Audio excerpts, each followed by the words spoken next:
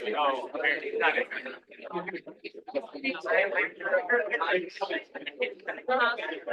What's your favorite color?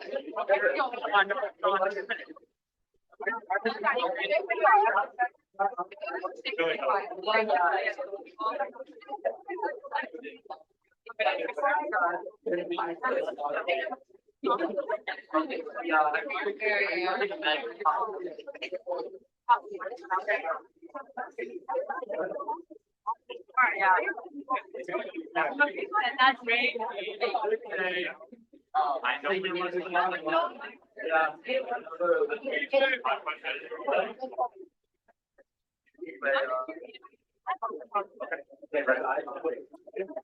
You get started? Thank you. Wow, that was very impressive. We're going to begin, as always, with prayer. In the name of the Father, Son, and Holy Spirit. Amen. Come, Holy Spirit, fill the hearts of your faithful and kindle them in the fire of your love. Send forth your Spirit, and they shall be created, and you shall renew the face of the earth. Amen. Father, Son, and Holy Spirit. Amen. Roll call. Awesome. So I'll try to keep it really fast today. Just what are you doing for fall break? James Baird. Here, going home. Nice. Abby T. Campy. Here, going home. Matthew Dunn. Going to the UP of Michigan. Kate Shomas. Here, going home. Alex Mitchell. Here, staying here. Ruben Asuma. Here, going home. Jack Roberts. Here, going home. Matthew Witt. Here, going home. Henry Callan. Here, going home. Zach Taylor. Here, going home. Lauren Whitlatch. Here, going to a Cavs game. Laura Clements. Here, going to Massachusetts, then Wisconsin. Michelle Savarino. Here, going. Matthew Amante. Driving out to the taxi. Tommy Sketz. Here, going to smoke. John Knott. Here, going here. Anna Beck. Here, headed home. Andrea Jasso.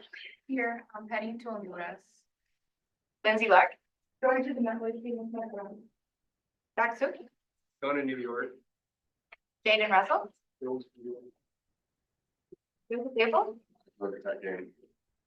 Janie Fu. Going to New York, then Boston. Sophia Gerson. Here, going to Ecuador. Grace Lynch. Here, teaching dance. Kyle Hill. I'm also going to Ecuador. Charlie Griffin. Andrew Cansfield. Ryan Pilot. Here, going on a road trip. Francesca Lichtenberger. Here, going to Poland. Nicole Barrios. Going to the Georgia Tech ND game. Matthew Morosa. Here, going home. Rosamund. Here, Smokies in Nashville. Molly Schwartz. Here, Notre Dame Georgia Tech game. Leah Applin. Going home to Florida. Patrick Mulligan. Nashville. Walker Bagley. Patrick. Emma Herring. Troy. Kayla Copley. Nashville. Andrew Kemp. Lauren Kane. I don't know if she's here today. Oh, Nashville. There you go. Harry Waterbury. Anna Tierlin. Going home. Mark Mitchews. Emily McDougall. Nashville. Hunter Brook. Sleeping. Dawson Kaiser. Going home. Maeve Miller. Going home. Thomas Musgrave. Nashville. Mo. I'm going to New Orleans for a wedding and then stuck around the house. I'm also going to Poland. And Matthew, sorry, we'll get you on the attendance, but what are you doing for? No, I said. Oh, you said. I got him on these. Oh, sorry, my apologies. We just need a motion to approve the minutes. Yes. Second. We will now vote on approving the minutes. All those in favor?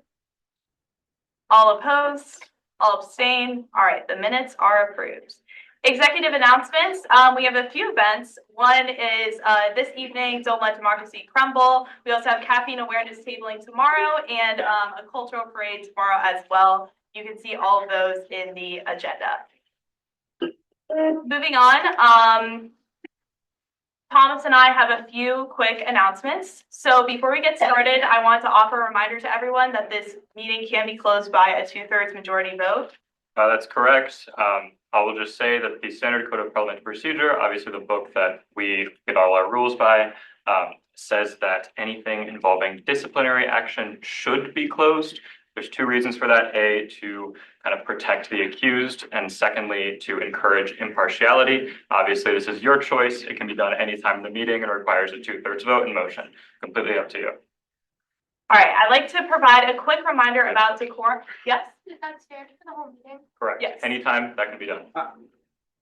Just as a point of order, that can be done for a portion of the meeting. Okay, yeah. Sorry. I'd like to provide a quick reminder about decorum. I expect everyone to be respectful to one another. Once we leave this meeting, we're all still a part of the same nerding community. Additionally, we're not in the process of debating any piece of legislation. We're only here to debate the recommendation on the agenda.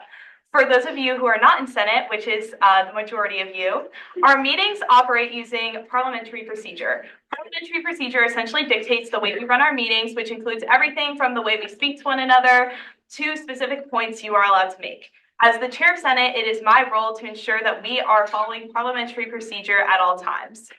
We will have questioning and we will have debate. When we're in the process of questioning, please ask only questions. When it's debate, you can make points of debate. If you are not a member of Senate, you are not allowed to ask questions during questioning. You can only speak during debate if a member of Senate yields their time to you. The only person who can be questioned is Hunter Brook, the Judicial Council President, and he is representing the views of Ethics Council. I will call on you one at a time, but you cannot speak unless I call on you. Thomas will be assisting me in making sure that everyone gets a turn to talk. As chair, I reserve the right to cut you off if you are speaking out of order, and I don't say this to scare anyone. Please still speak your mind, but I will be enforcing parliamentary procedure, and if you are speaking out of turn or out of order, I will let you know. Please don't take this personally either. Just know that we take this meeting very seriously, and parliamentary procedure will be followed to facilitate the best conversation possible. Just to give a brief overview of kind of what's happening today, for anyone who may not know. So the Student Union Ethics Commission is a group comprised of one randomly selected member of each branch of government, chaired by the Judicial Council President, which, as I mentioned, is Hunter Brook. Any member who behaves unethically, engages in misconduct as outlined in the Constitution, or who otherwise fails to fulfill their constitutional obligations shall be subject to review by the Student Union Ethics Commission, and that is taken directly from the Judicial Council bylaws. Any person accused of misconduct to the Student Union Ethics Commission shall have the right to examine the evidence held against them, to procure substantiated witnesses in their defense, and to testify to the commissioners in their defense. Anyone who feels that an enumerated member of the student union has acted unethically or violated the Constitution and/or any bylaws may report the behavior to the Student Union Ethics Commission. After an allegation, the Student Union Ethics Commission then convenes to review the allegation and provide a recommendation regarding further action. If a bill of impeachment is the recommendation of the Student Union Ethics Commission, it must be brought before Senate at the next meeting.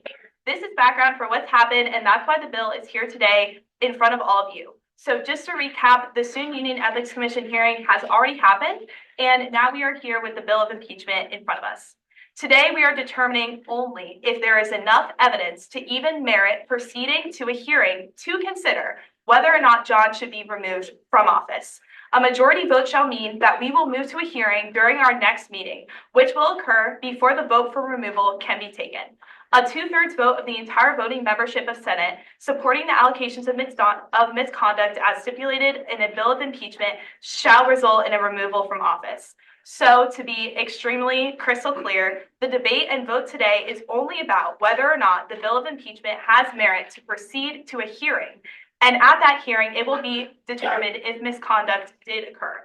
We are not debating about whether John should be removed. We are talking about if it is worth it for the Senate to pursue a hearing, which would occur on October 30th, the week after fall break.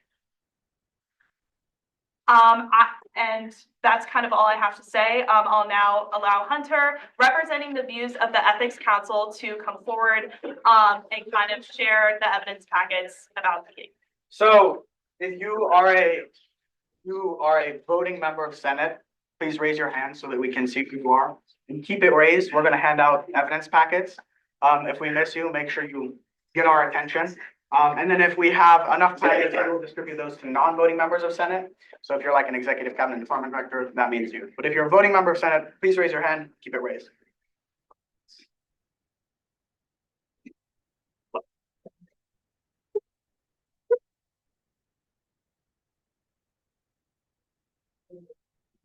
So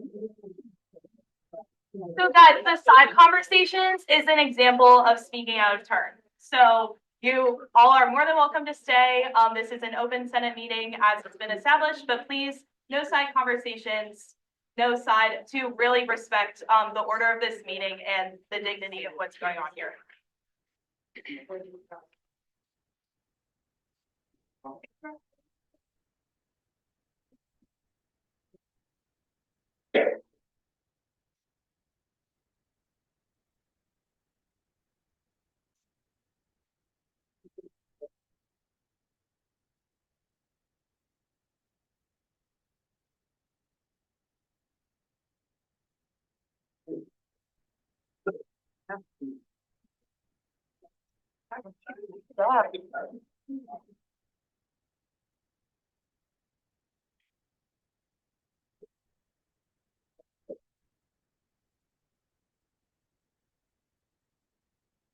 Nice try.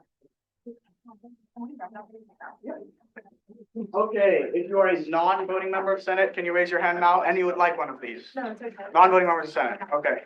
Oh, wait, John. Don't miss, we'll take that side. And we'll ask who you are as well. Okay. If you're not, if you're not an ongoing member, then please come here. Yeah, should probably. What do you mean typical? This version might have been happening in different versions. But I said. It says something different. It's just. So. It's. Okay, all right. Sorry, raise your hand if you're a non-voting member of Senate.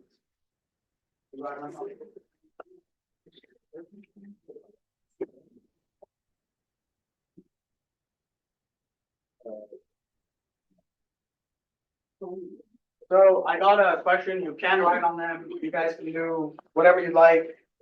Just please make sure that they get back to us after the fact so that we can try and protect John's confidentiality to the greatest extent possible. Do you want to give me time to read them? Yes, so we'll give you guys about 3 to 5 minutes to read over these. Please take your time, and that's not a set time. So if we reach the 5-minute mark and you guys still want more time, just let me know. So it's 5:41 right now, so we'll go to 5:44 just to start. If you guys need more time, we will continue from there. I'll start talking. So you'll probably be able to still review. Yeah. While I'm talking.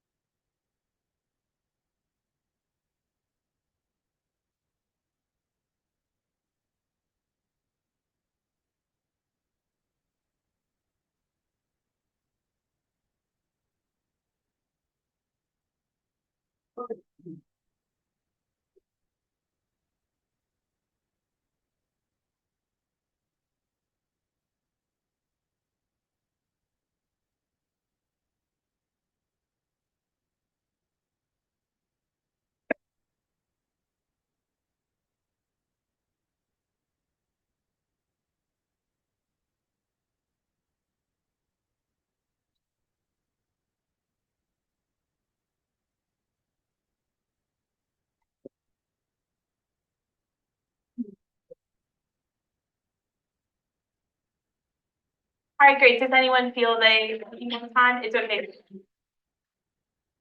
All right, good one. We'll give another 2 minutes, so 5:46.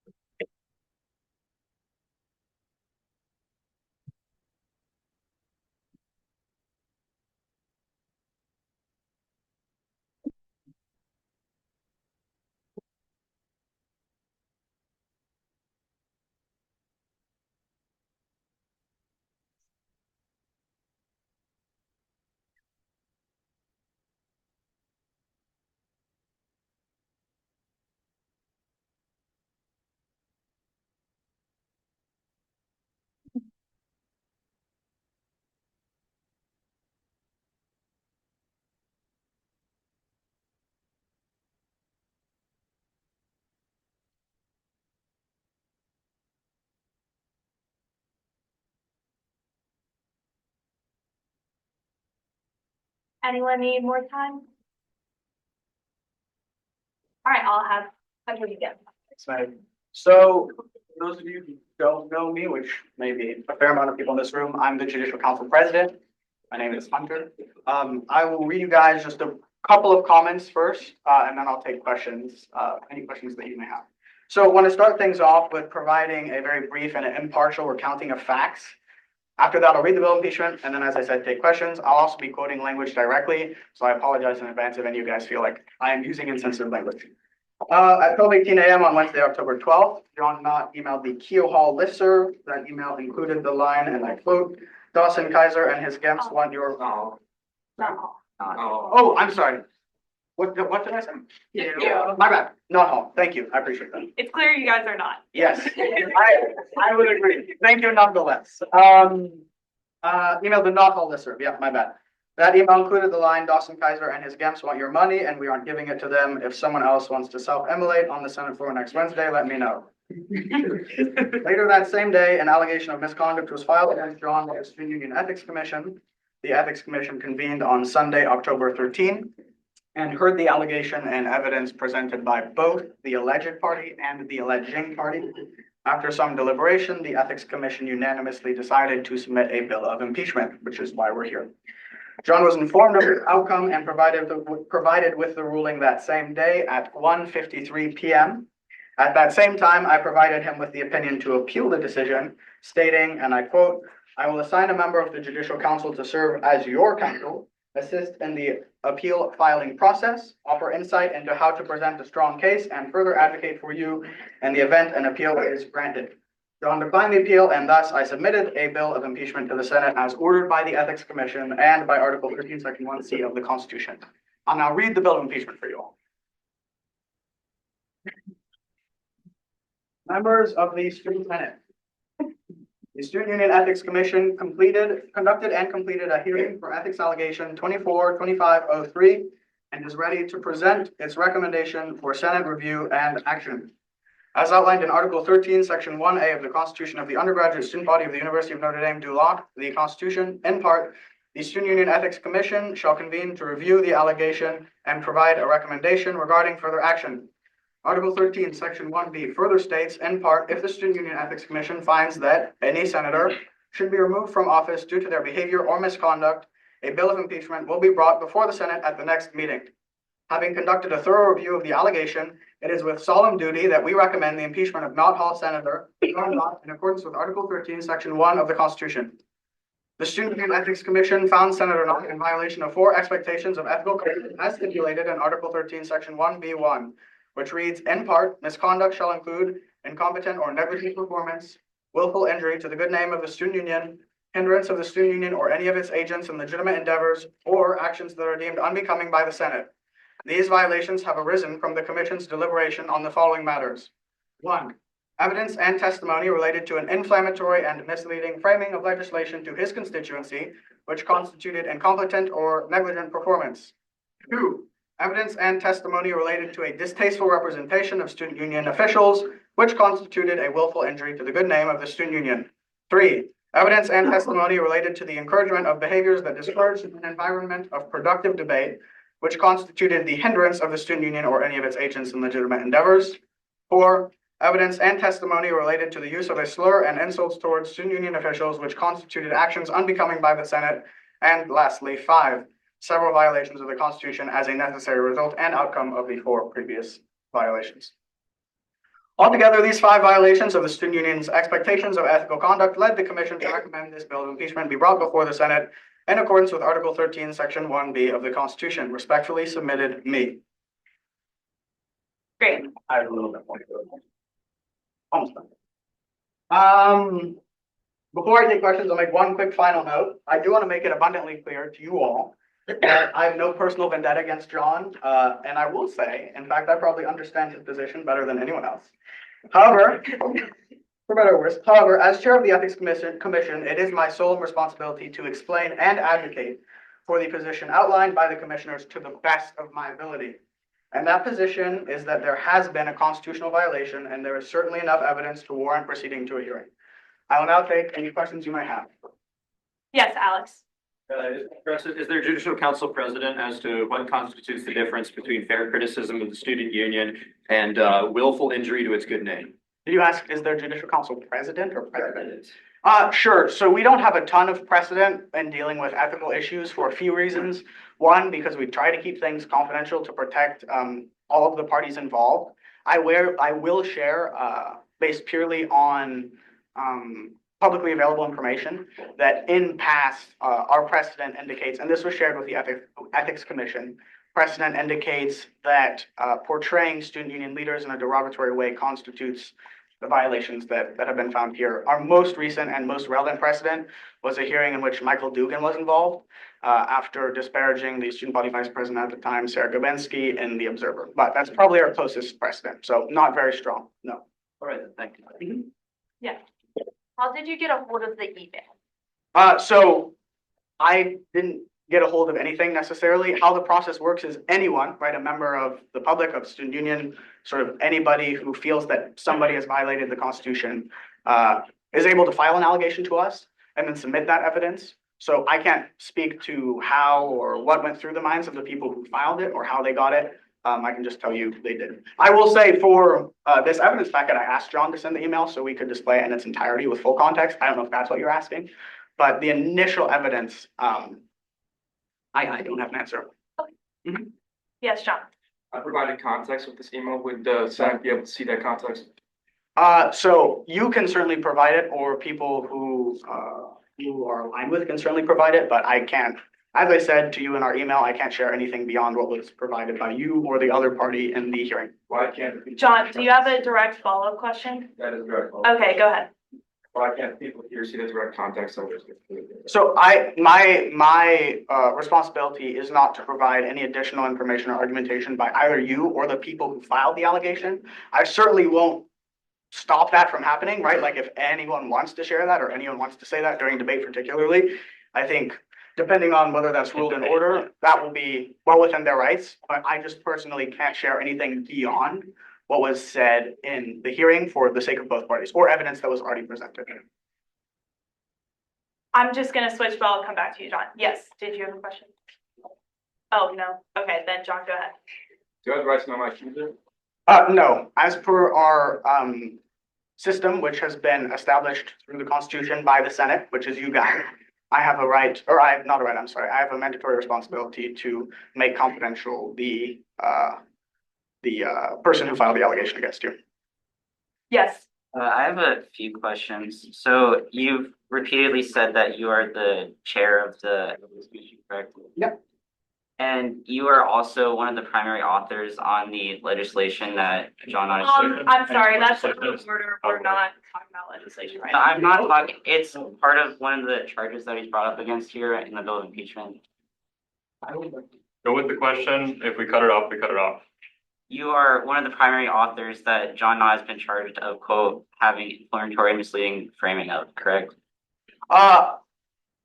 Based on the reasoning of the Ethics Commission, I would say incorrect. I believe that they came to the conclusion that inflammatory dialogue was primarily had against the student body president.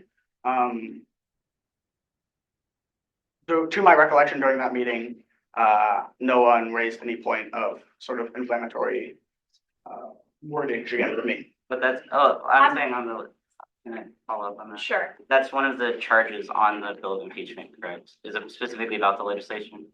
It's about his comments made regarding the legislation, yeah.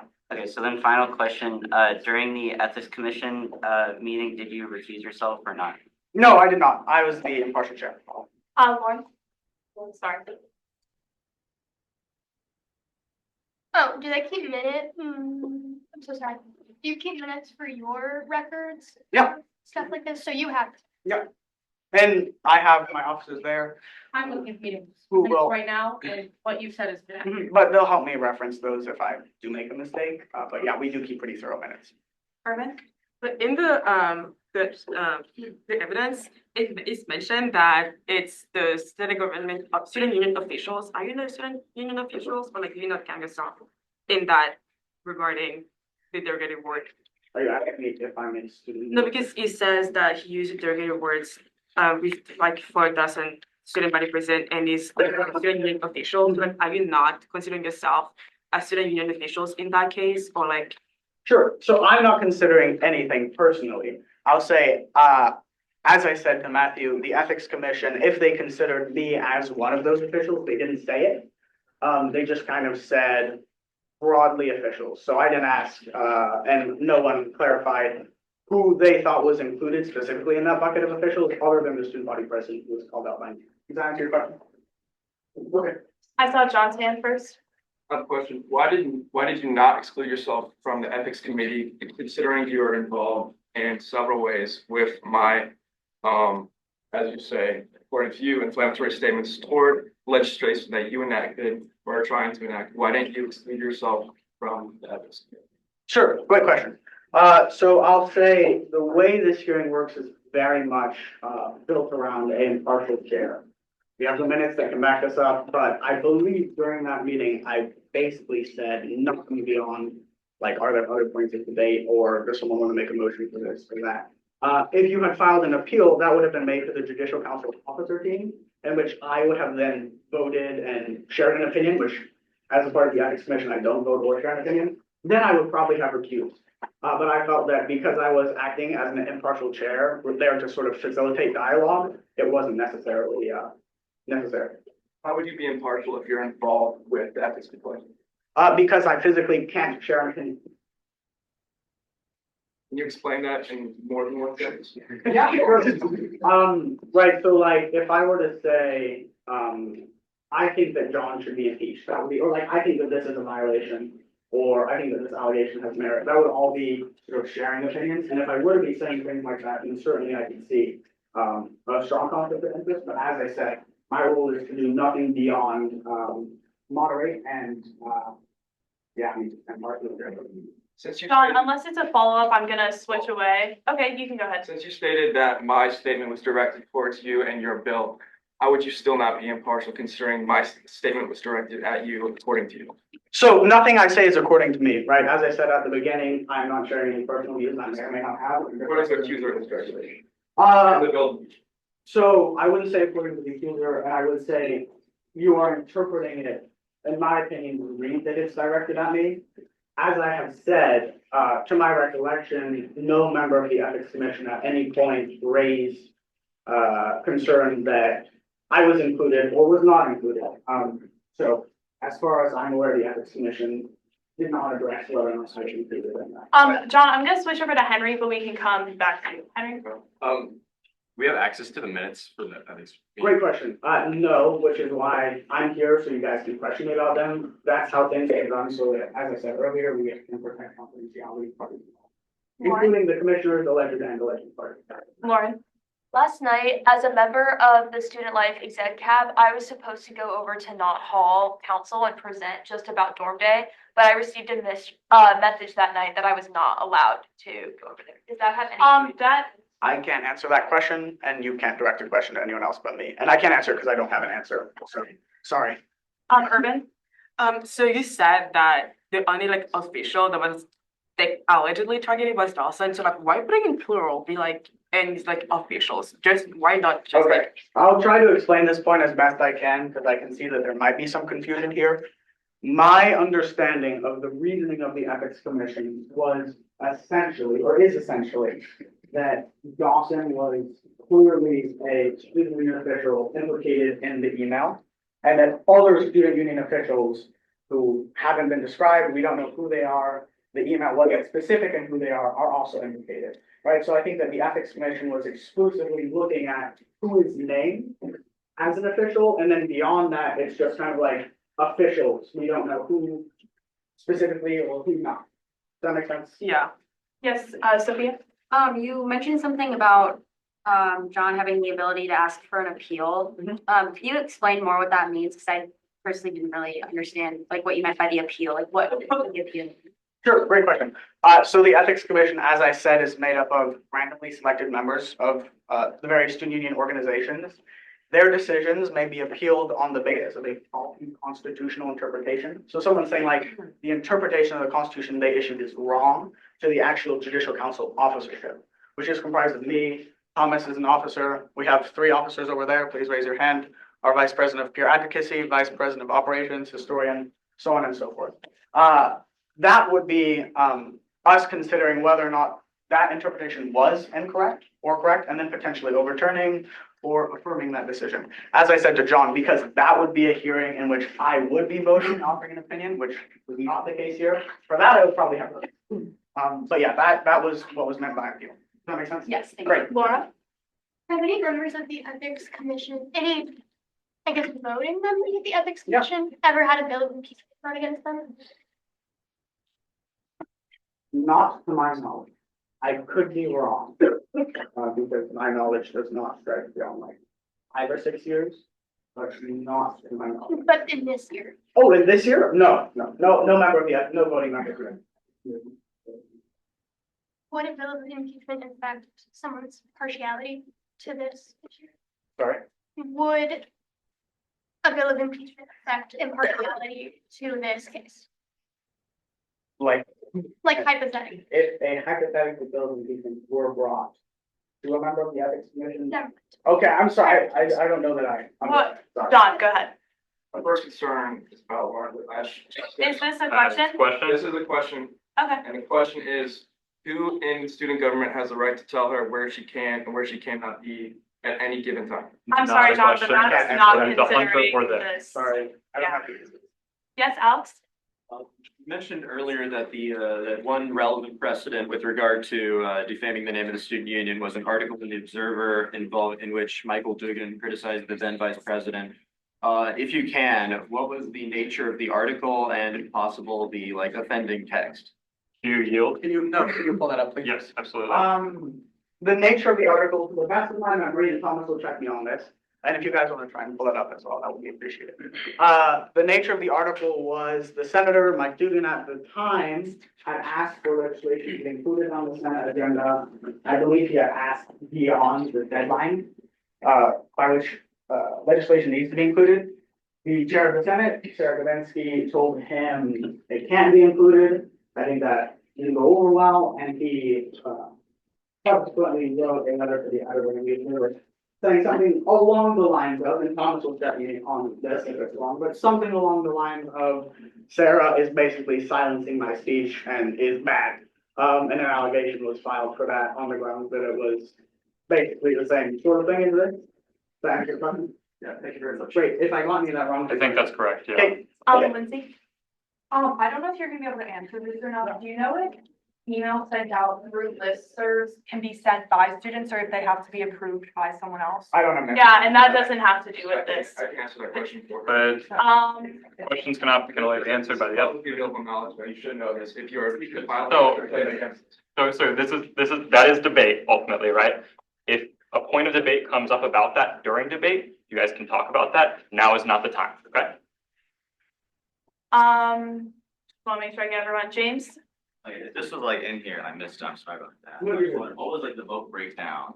It was unanimous vote. Unanimous? Yep. So no one ever considered any of the lesser sanctions, you just. So that's not what that means. Lesser sanctions were considered. Right. Sorry. So you just decided to. So not me. Unanimous, not you, because you're. Right, they discussed censure and public apology. The ultimate conclusion they reached was those sanctions were too light, given the nature of the behavior, and therefore they decided instead to issue a vote. So the vote was unanimous, but other sanctions were considered. Does that make sense? Matthew? Hunter, did you tell someone else to make an ethics complaint? No. Irvin? Why did you not feel targeted by, why you or the ethics commission didn't think you were targeted by the student? I don't know. I mean, I guess me personally, and this is maybe the only time I'll speak personally, I'm not viewing any of this as someone going after Hunter. I'm just kind of viewing it as this is the process that we have to follow. So I don't really have any opinions on was someone going after me or not. I mean, it's not really something on my mind. Why did ethics not consider that?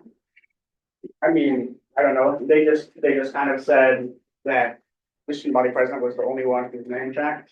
After that, it was I know that's not a great answer, but I mean, it really just wasn't very much. Henry? Hunter. Yeah. Do you agree that just by like, in this situation, it appears that you would not be an impartial judge? Because it's directed at legislation that you had a part in. Sure. So I cannot guess what people will or will not perceive. So I don't know that I can necessarily speak to that. It seems clear there is a perception of that. So based solely on what I've heard in this meeting, potentially, but I don't have a better answer other than that. John? I don't believe that was his question. I think it was, do you believe you're. Sorry, you asked the question again? Do you believe that you were, that you would be, did you believe that you'd be perceived as an impartial judge going into this trial? I didn't consider how I'd be perceived. It was more so I was just trying to put the balance between assigned to me by the Constitution. So I didn't consider perception. Alex? I'm curious a little bit about, and this is just about the nature of discussion of the ethics committee. What was the nature of the discussion surrounding how the text of the email does seem to be rather tongue in cheek? Obviously offensive, don't get me wrong, but very tongue in cheek nonetheless. Can you get a? I believe, so to the best of my memory, that point was considered. And to the best of my memory, the sort of tongue in cheek, not considering the severity of what may have been said, was part of the reason why the Ethics Commission found that there was no violation of the non-discrimination clause. But ultimately, the reasoning was that even if it was tongue in cheek, and done sarcastically, it was nonetheless not appropriate. I remember saying it. That's accurate, and would you like? No, that's Laura? Do you have any thought as to why the Ethics Commission voted for impeachment when the behavior and misconduct of the accused parties merits impeachment? The answer from the accuser was maybe. Do you have any thought as to why the Ethics Commission voted as they did? Okay, great question. Yes, so we have on our allegation form a question about whether or not behavior merits impeachment. When we don't generally address that point during the debate or during the hearing itself, because it's generally for the commissioners to decide and not for an alleging party to like say. If the alleging party comes in during testimony and says, here's why I really think it's working impeachment, then we tend to address that. But that specific why they said maybe was not really addressed. I will tell you in instances where that language or maybe is selected as the option, it generally is just like, okay, it's possible, and then further discussion required, which is kind of what happened. 2 follow-up questions. I'm very sorry. The accuser came in and spoke to the Ethics Commission, or it was just data collected through an online form? No, so they came in and spoke. How the hearings work is the person who filed the allegation comes in, speaks, provides testimony, calls witnesses, provides further evidence, and then the person against whom the allegation is the same thing. Okay, last follow-up, yeah. If they didn't come in, then this would all be null and void. No, not necessarily. They're not required. No one, John included, is not required to provide evidence or witnesses.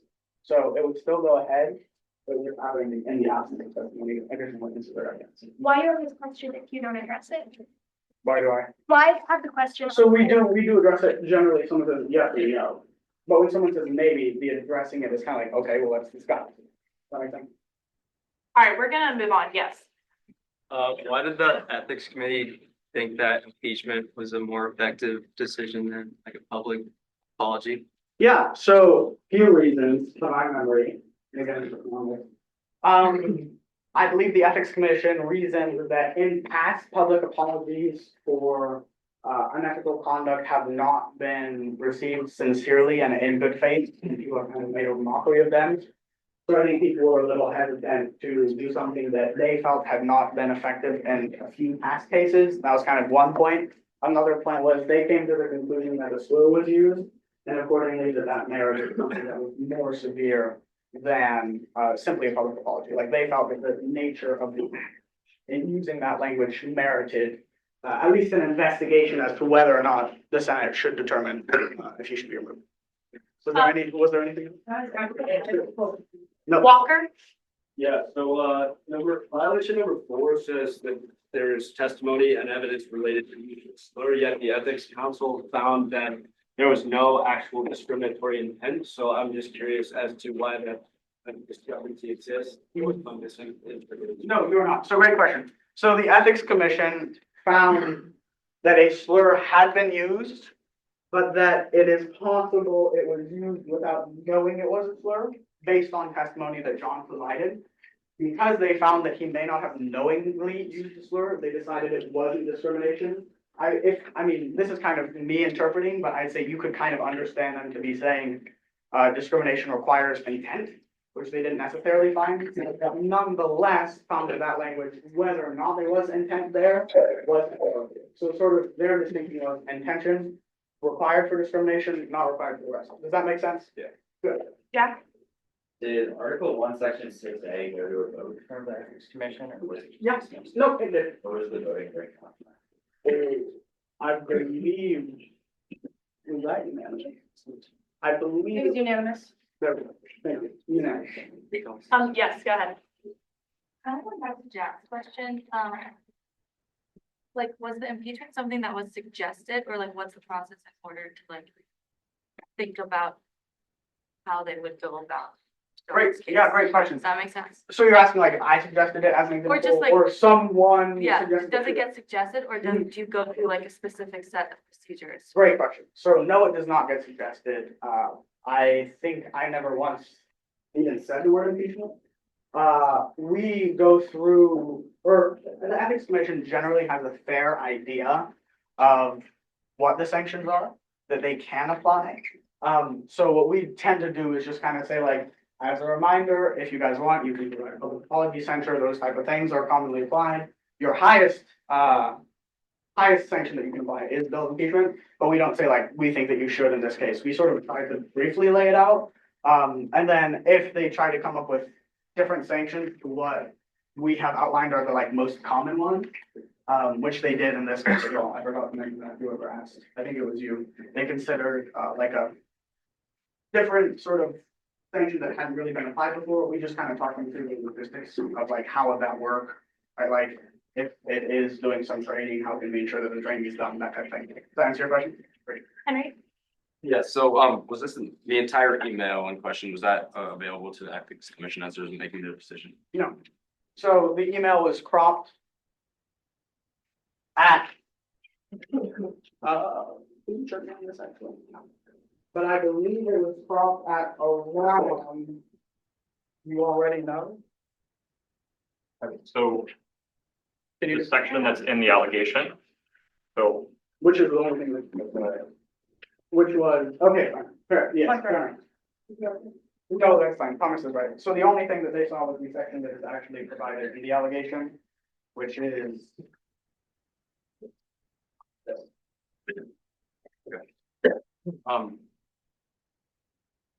Is that a follow-up, Henry? Yeah, could I have a follow-up? Yeah, go ahead. So was there any like consideration of like taking in context, or is the Ethics Committee not allowed to view the rest of this email? No, they certainly don't. So kind of, as I said, how the process works is either party has to present evidence, additional evidence. So the alleged party decided that was the only part of the email they wanted to provide. And then John did not share the rest of the email, so they didn't see anything else. I didn't have the email, so even if I wanted to, and that would not be my role, I couldn't have shared it. But kind of the evidence sharing, evidence providing responsibilities on the parties involved. So that the Ethics Committee did not view the entire email while they were making their decision? No, John? How am I supposed to prepare and provide evidence if I'm not knowing the nature of my allegation before I go to Ethics? yeah, so I will say I have been through the same process. And I won't speak to the process itself beyond saying that those are the rules that we are required to follow as established by you, the Senate, through the Constitution, and then detailed in our bylaws. That's not an answer to my question. The question was a how. I How am cannot, supposed to do that with that context? so I can't answer a question as to how you should or could do anything. Yes or no? Would I be able to Would you be able to? Would you be able to prepare evidence without knowing the nature of my accusation? prepare evidence? What I did? I mean, Yes or no? constitutionally, yeah. I would be able to. To prepare You evidence? think I could prepare evidence for an allegation that I John? don't even know what? This John? is getting to a point of like debate, so I'm gonna keep it there. Question, John, if you have something else, we'll circle back, but I'm gonna go to Zach.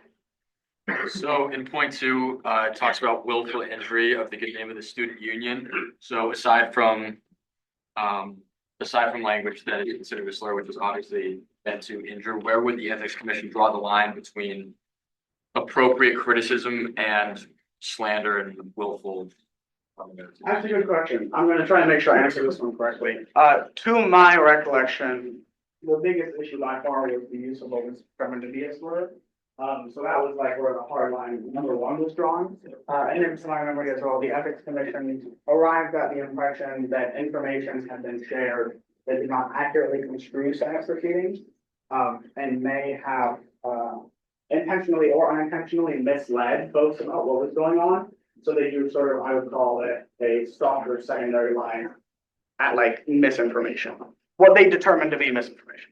Molly?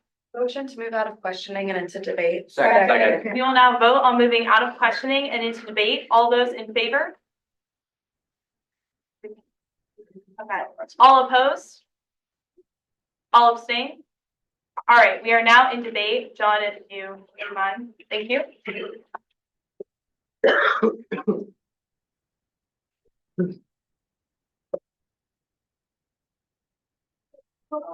Guys, a reminder, the side conversations, no, out of order, so please refrain. We are now in debate. So the doors are closed for this, so anyone that's coming in, come in. The doors do need to be closed for this section of the meeting. Same thing on this side, doors need to be closed. Anyone that's coming in, come in, otherwise close it up. Awesome. Okay, thank you guys. Sorry for so small. First point of debate, Alex. I will begin by stating I am very intrigued by the fact that the main precedent for this appears to be a serious article, and then this is a very tongue-in-cheek email. Furthermore, I am amused at how the evidence packet seems to think that calling for self-immolation could possibly be a serious statement on the part of the fact that they consider the possibility that this could be serious is rather amusing. Any other points of debate? James? I'm gonna yield my time. Clayton? Hi guys, my name's Clay. For anybody who doesn't know me, I was senator last term. Sure you can guess what shoe I'm in. I'm also John's predecessor as secretary of Not Hall, so holding both positions that he currently does. First, I want to address some of the questions that were asked that I don't feel were very well answered. Alex asked a question about the tongue-in-cheek context of the email, which it was answered that that was considered during the ethics committee hearing. But then we just admitted that the only part of the email that we had was the 2 bullet points that are perceived as attacking. So I just, first of all, just don't even think that can possibly be accurate. Second of all, there's a question up here about like the listserv. To the best of my knowledge, our emails are approved by our rector. So yeah, there's the answer to that. Yeah, and then I also just want to give the context in the sense of how this email came to be sent to a Not Hall listserv. So like I said, John is currently our hall secretary, which means his only job is to send out recap emails of our hall meetings. Like I said, I held that position before, and there's a very, very long-standing tradition of having these emails be satirical. It was a thing when I did it. It was a thing the year before I did it. Been a thing since anybody at this in Not Hall can remember. And that's just purely on account of we found that it's the only real way to read our emails. So we present them in a satirical form so people that actually read and find out things about our Hall Gov. And I think if you guys reread that email in that context, you'll start to understand it a little bit better. And then I also want to mention, he sent this out in his capacity as secretary. So like I said, he sent this out to summarize what was said at our Hall Gov. And as someone who ran that Hall government meeting, I can tell you, John appropriately summarized the tuition raise bill. Snickers from everybody because that's true. And then asked for a poll. Said, who's in favor? Raise your hand. Yeah, so thank you for providing that That's- additional context, but we just want to make sure we're sticking to the. Oh, yeah, yeah. No, this is just to, No, go ahead. so there's not a single hand raise in support, which is why John summarized. Yeah, to be honest, I'm sorry, that's not related to what we're talking about, because now we're talking about the piece Okay, of legislation. Can I finish this next? Just to like.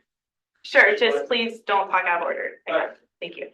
So yeah, that was why sentiment that was shared in the email was shared that way, because he was summarizing comments that were made at Hall.gov, which we did open it to comments. And to be quite frank, John's words were kinder than some of the comments we got at our Hall.gov meeting. So considering that, I just really think the assertion in this impeachment bill that John is somehow not doing his job by like suppressing or misguiding his constituents is just frankly not true. The email was sent as part of his job as Hall Secretary to summarize our thoughts on the bill. We had over 50 people at this meeting. He summarized their thoughts very appropriately, very accurately. And I think the fact that one, he sent the email to, he contextualized that to everybody here. That's noticeably not in the packet. And it also was never mentioned at the ethics committee hearing. I think that's sort of due justice. So take that as you will. Yeah, I mean, there's very clear that we didn't want context here, so I just provided it for you. Thanks, Claudia. Yes, Molly. Motion to set speaking time at 1 minute. Second. We will now vote on. Yes. I think that 1 minute is not enough time to accurately talk about something of this import. I would be fine with a speaking limit, but I think 1 minute would not let anyone get across their feelings or what they believe about this impeachment. Yes, Laura. Motion to set it to 2 minutes? So we do need to have that motion Yes. be voted on, and then after that's voted on, you can make that motion. Unless you withdraw, but yeah, She could issue a friendly. yeah, or you can a friendly amendment to that one if that's what you want to do as well. Friendly amendment, set speaking time at 2 minutes. All right, we will now vote on setting the speaking time to 2 minutes. All those in favor?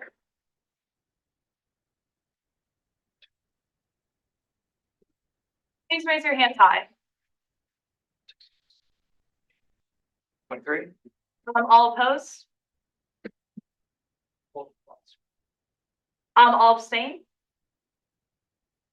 It passes. All right, that motion passes, so speaking time will be set at 2 minutes. Thomas will be monitoring that. Are there any other points of debate, Hunter?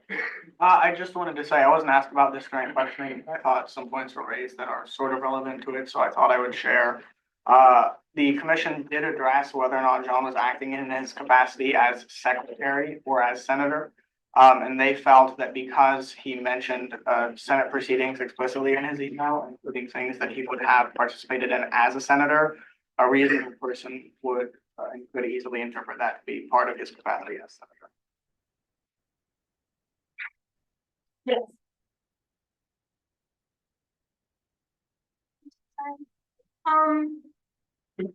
My fear with the ethics commission is that since it was selected by J Council President, which in questioning was brought up as Randomly. Yeah, that's random.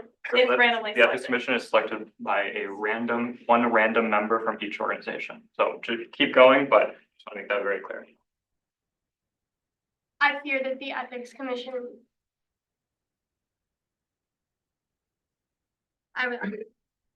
Urban?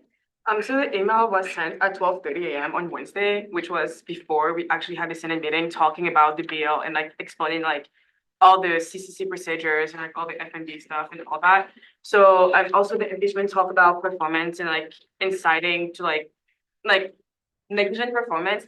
So I feel like he wouldn't have like enough information in the first place about like all the proceeding and like all the bill, like what the bill entails before we had that meeting last week. I'm gonna go to, yeah, Matthew. I would like to address the point Laura was talking about. As was brought up during questioning, to me, the lack of a recusal in this case that would not allow the Ethics Commission to make any impartial or fair judgment in this case. And even if the chair were to have, or even if the chair didn't speak, just the presence of someone with authority and with power being at the meeting and heading the meeting makes it so the findings of the ethics commission, at least in my view, would not and could not be impartial. To me, that would be the same as if John Knott was chairing this meeting, and I don't think anyone would say that that could in any way be found as impartial. And to me, that's why I don't support this bill of impeachment whatsoever. Alex. In general, I suppose I just question, let me be very clear. I think that what John Knott said was offensive, unbecoming of a senator, and quite frankly, he should probably apologize for it. I question whether an impeachment is what's warranted by this. It was mentioned that Hunter mentioned during questioning that lesser penalties were considered, including public apology. And he did mention that they forewent a public apology because of concerns that that would not be taken seriously. I find it amusing that they're able to decide whether a public apology is tongue-in-cheek and are unable to decide whether this email is tongue-in-cheek. Matthew? I would like to yield my time to Chairman Jean. Hi, everyone. My name is Sam Godinez. I was the Dillon Hall Senator. I can tell you I was as a reporter in the Observer in the last impeachment allegation, which was against Hunter Brooke 2 years ago. And I furthermore read the case that he provided about Michael Dogan, I believe in 2020, which was used kind of like the closest precedent.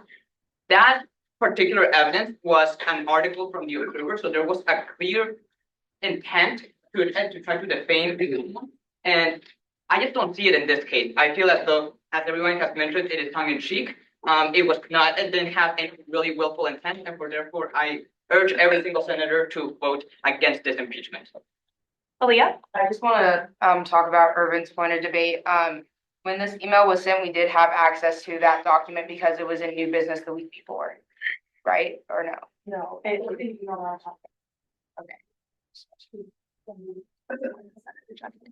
Yes, so just to provide a point of clarification, the Senate agenda is sent out at 5:30 p.m. on Tuesdays. So yes, it would have been sitting in new business to answer everyone.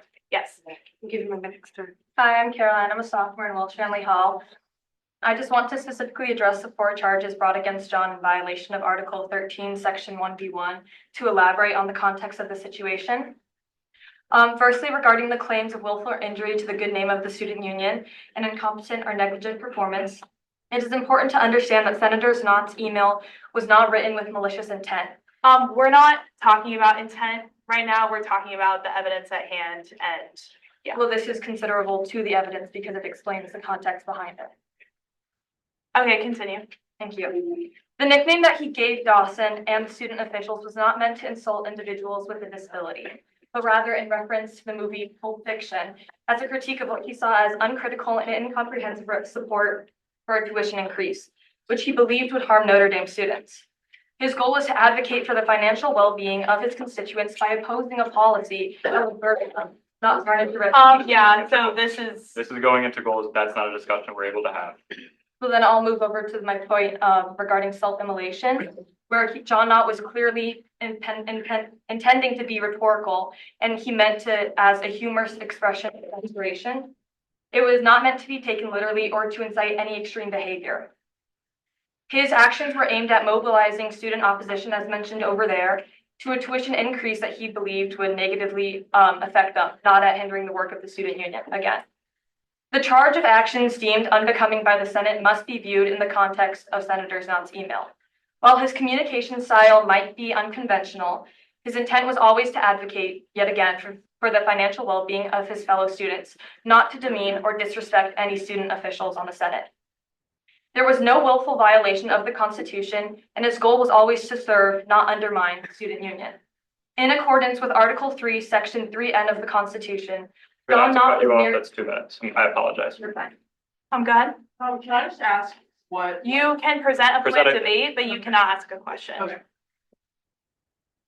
Okay. Yes. I would like to give more speaking time to her. You can continue. As I was saying, there was no willful violation of the Constitution, and John Knott's goal was always to serve. In accordance with Article 3, Section 3N of the Constitution, John Knott was merely fulfilling his responsibility as a senator to disseminate information and survey undergraduate student opinion on Senate agenda items, in the best way that he thought possible. It is evident that John strives to advocate for the well-being of Notre Dame students and to ensure that their voices are heard on important issues. Therefore, I urge all of you to consider the full context of his actions and find that he is not in violation of the Constitution. So as a point of debate, I'm curious why, if he thought that he did not violate the Constitution, then he didn't appeal as a point of debate. Oh, Hunter? Thanks, Maeve. I want to address 3 points, one of which I felt was raised in the hearing, but I didn't get to earlier. John did mention in the hearing that he had understood again to be a reference to the movie Pulp Fiction, so I can substantiate that. I will say, in terms of the random selection of the members, as Thomas outlined, we have a random number generator, and that's how they're picked. I will say, even if there was bias in the selection method, and there wasn't, because we randomly generated them, quite a few of the people we initially selected declined, including the Senate representative. So even if there was bias, then the initial selection was not what ended up sort of coming through. So I very, very strongly believe that we have guarded against and mitigated against bias among the commissioners. And then lastly, I will share no commissioner at any time expressed concern with me chairing the hearing. If they had or provided any shred of indication that they felt uncomfortable, I would have certainly happily recused. Yes, Laura. It is my impression that Thomas Musgrave is a voting member. Incorrect. My impression's wrong. Howard Hall is voting against the impeachment of John Knott. Henry? Or Harry, sorry. I'll say yes. Hi, guys, I'm calling one of the presidents of Knott. I just want to respond to her point of, sorry, what was your name? Caroline? Sophia, okay, what Sophia brought up about not appealing. I was in that ethics meeting with Hunter and John.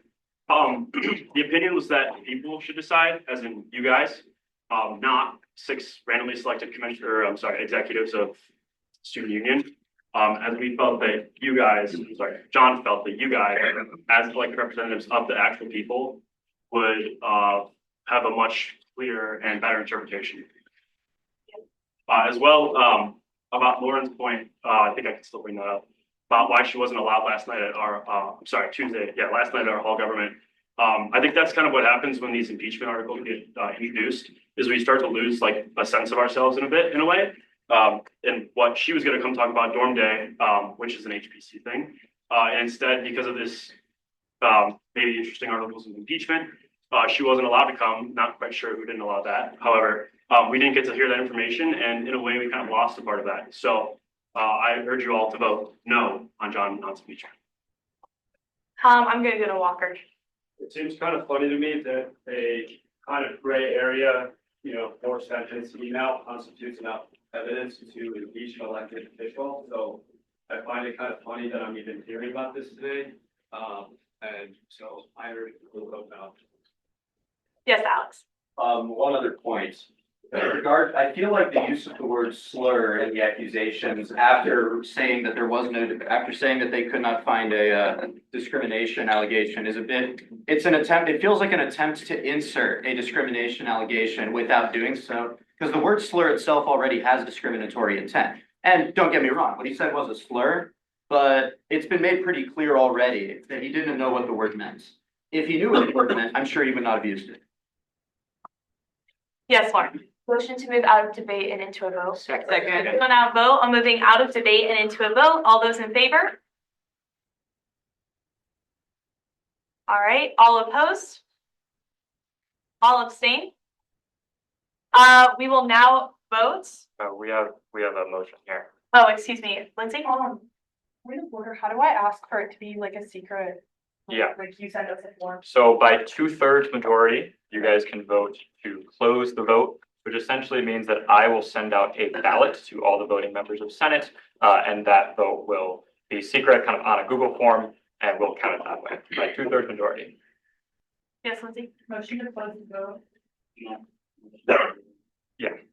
I think this is a matter of great public interest, and I think if we want to do something as radical as start impeachment proceedings, I think we should say it with our chests and be loud and proud about it. If we do genuinely think there's a violation, I think we should stand by that. And I want to let the members of the public know how we feel about this. So I will be opposing this. Molly, point of debate. I think in order to protect the security of everyone in this room and also John Knott, I think it's in the best interest. And there is a precedent for hearings like this, I believe, to do them closed or private. So. Any other point of debate on this motion? Lindsay? Yeah, I'm not, we kept this meeting open because I think it is important for everyone to hear everything that's going on in here, and it was pretty clear that John wanted, his whole dorm to be here. But I think for Senator's sake, and everyone else in the room, because we are all elected officials representing our hall's beliefs, it is important that this is kind of, everyone feels as though they can vote however they want without any kind of implications. Sophia? I would agree and just support your point about protecting the integrity of the people that are voting members of Senate. So I would support a closed vote for this instance because I think there's a lot of other outside factors that might make, yeah. Carrie, point of debate? Yeah. Sure. It's really enthusiastic. Yeah, me again. Again, just providing context. I will say the last time we used closed ballot vote was in Hunter's confirmation hearing. And we did not, as senators, get the result of that until the agenda for the next week came out. So it was about 6 days. I want to make a point that it was not because of the closed ballot, it was because it was so close. And as you know, the results of that, it was by one vote. So we were ensuring in that case that every vote was valid. So that was the reason, not because of the closed nature, just so we're clear. Yes. Back to the aforementioned point, I just think that as elected officials, representing your constituents, you should be doing that. They should be visible to the public and to them. I think the vote notices that you were voted in. Stand up. Any other points of debate? Yes, Matthew. I want to say I sympathize with people who are worried about security, and if the motion was to give a meeting to the public for just the vote, I would be in favor of that, or at least understand that and be neutral. However, simply closing the vote, I have to be against that. Aaliyah? I just know that you had mentioned earlier talking about the pressure of having like Hunter in the room when they were talking about that what we should do on the ethics committee. I feel like this is very similar. Like if anyone feels pressured to not vote because all of Knott Hall is here, I don't think that that's necessarily fair. I'm just saying like it feels very similar in the same sense of that. But you could disagree with that, but I just put it. Emily? I think also given the vitriol on social media with everyone, it is totally fair to expect a fair proceeding in private. Respect that these senators have been elected to their position for a reason. Like, if I were able to vote, I would also support a closed ballot just to know that we're not going to their influence like how their constituents feel. Sophia? I just want to support Aaliyah's logic about people being in the room influencing the way that a party might vote.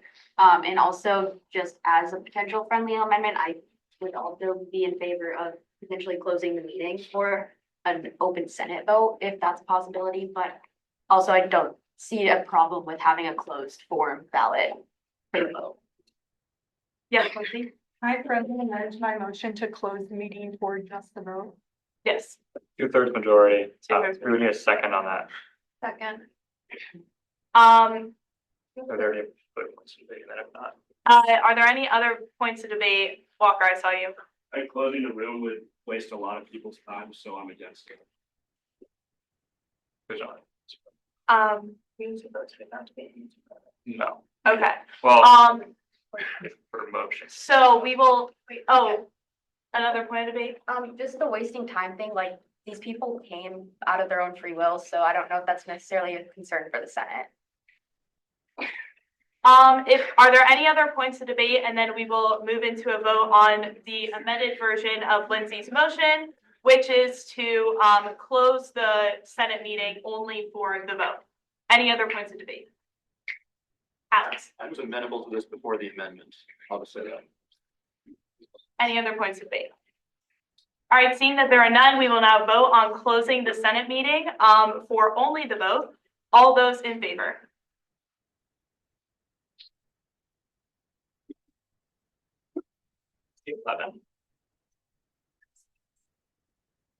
Please raise your hands high. We're just.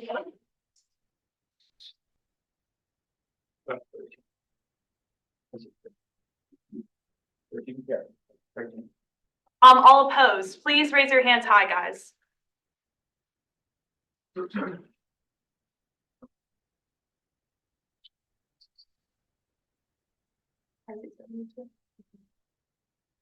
Okay, all abstain. Please raise your hands high. Okay, as is probably apparent at this point, that motion fails. So we will now vote on, I don't want to say it wrong. We will now vote on letter 242501. All those in favor, please raise your hands high. Can I ask a question first? Sure. Point of inquiry, sure. Can we one more time, just like, this is voting on if there's evidence, not if he should be impeached, correct? Just to like. This is if there is evidence enough to warrant a hearing on this matter. Okay, one more time. We will now. What happens if it doesn't pass? If it fails, it's done. All right, one more time. We will now vote on letter 242501. All those in favor? All opposed? Raise your hands high.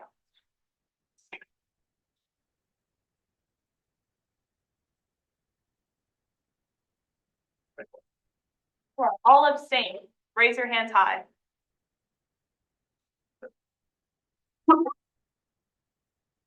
Okay, the letter fails. Thank you.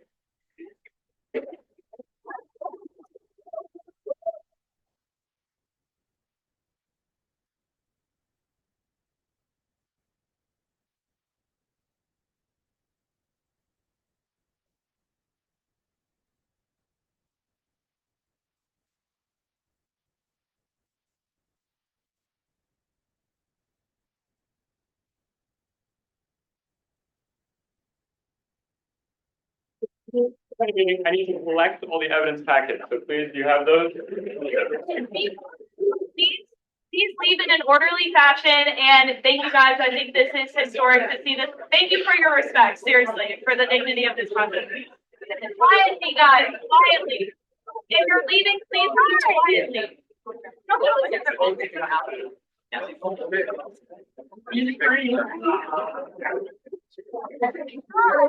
Wait, guys, come on, quietly, please, please. The members of Senate still have to stay here quietly.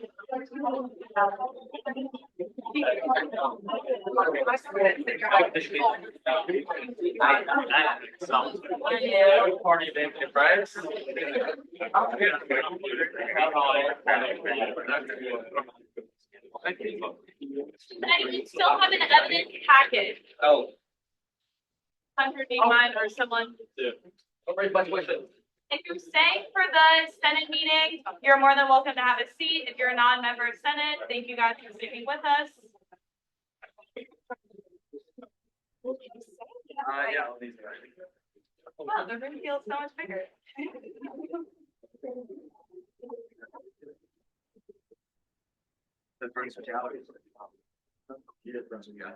I'll give everyone a few minutes or a few seconds to get kind of settled here. All right, great. We will now move on to general orders. First off being SF 242507, a resolution to update Holy Cross Drive on Google. Yes, Irvin. Motion to dispense with the reading. We will now vote on dispensing with the reading. All those in favor? All opposed? Abstain? All right, the meeting is dispensed with. We are now questioning. Lindsay is the primary author. She's sitting right here. Yes, Matthew. Seek unanimous consent to bypass parliamentary procedure and go straight to a vote. Second. That it's just, are there any objections to unanimous consent to bypass parliamentary procedure? All right, seeing that there are none, we will bypass parliamentary procedure and move straight to a vote. Voting on SS 242507. All in favor? All opposed? All abstain? All right, it passes. Congrats on you.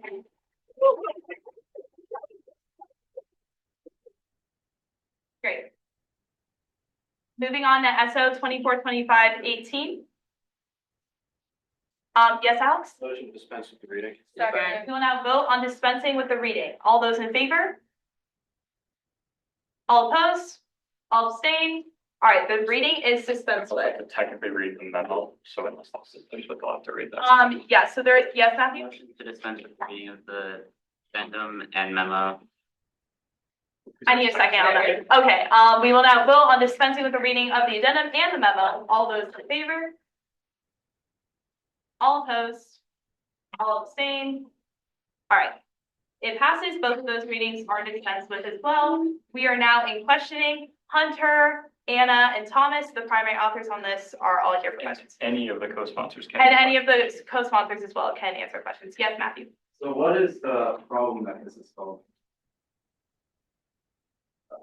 So, Thomas? yeah, I can answer that, absolutely. So the student activity fee is obviously, as we've mentioned, the primary revenue driver for the student union, right? About 74% of the revenue comes from the student activity fee, and it hasn't been raised since 2006. What that has meant is that with inflation, that has decreased in real world value by over 30%, thus decreasing our student union budget. In the 2006 value, if this was automatically adjusted for inflation, it would currently be at $148. So what that's resulted in ultimately is less accessible programming. Prices are going up for a lot of the concerts, dorm events that you're seeing on campus. And it's really straining clubs as well, as we've sort of mentioned in the previous one. So I would say that's kind of the main problem that we're seeing all across the student union, straining funding, which leads to less accessible programming. Matthew, do you have a follow-up? Yeah, so how was this solution you reached to raise tuition? Yeah, so this has been kind of a process all the way since March that that a lot of folks throughout the student union have been working on. We definitely considered other options, including, we've talked about reallocation. We talked about trying to find another source of revenue. Ultimately, those have failed, and ultimately what the result is that we have regrettably, had to say, look, in order to keep up what the student union is doing and has done historically, this is something that needs to be done to adjust for that inflation. Walker? I heard a lot of qualitative reasons as to why this may or may not be necessary, but I'm curious if there's any quantitative metrics or evidence that supports this bill. Yeah, I mean, so throughout the bill, actually, throughout the 9 pages, you'll see a lot of that. I think a few key points. A, the inflation point, right? If it was automatically adjusted to be at 148. B, the CCC, the Club Coordination Council, currently has a deficit of $1.3 million between the amount that clubs request, basically the amount that clubs are looking to program versus what they're actually allocated. So that's another one. And I think throughout other members, if other organization leaders have data on that, I'd love to hear that to answer that question as well. I know Harry is a sponsor, so he can answer that question. Yeah. It would be nice if we had a lot of data, but it is difficult because there's not really records kept very well over the years, and also across the different organizations, it's not really super clear. I've talked to some people, previous co-chairs. They said we probably were able to give more for senior events than we are now. Relative to college enforcement. I really failed. Emily's also a sponsor, so she can answer. I can do some quantitative data from student board. We've had to raise ticket prices for things like the concerts, live speakers by as little as $5, as much as $8, $10. If y'all remember Noah Con, that concert was $18 compared to the past. Being able to do concerts this year was free with $5. This year in the fall concert, we were forced to raise tickets of $15 for a smaller concert, simply to cover costs of Legend, which is not a free venue. There are so many other costs that we are having to accommodate in the addition that we simply and we are voluntary. To your question. Laura? Is tuition automatically raised for inflation? I can't answer that. I'm not sure what tuition is. Molly is a co-signer. Tuition does increase every single year, and we've seen it actually increase since 2006, and this fee has not kept up with that same rate that rest of tuition has. Oh, sorry, I Aaliyah, was do you gonna have also a? say, the use of tuition, correct me if I'm wrong, we're not increasing tuition, we're increasing the student activity, which is not the same as tuition. So with language, I just wanted to make sure that people are understanding the difference. John? A question about financial aid. Right now, there's been nonsense about it. it's a partial quotation. Is there anywhere we can get more resources, information about, or from the director of financial aid or anyone who works with financial aid about how this will affect? Yeah, John, it's a great question. So I had a conversation with the director of financial aid through email alongside Mark, who isn't here right now, but he could attest to this. We asked and we said, how will this impact financial aid? Her response was that they would continue to meet 100% of demonstrated financial need. Now, my research from just publicly available stuff on the financial aid website was that demonstrated need is calculated by cost of attendance minus what's called the like student aid index. Student aid index is a number that's calculated that basically is like what you can afford to pay.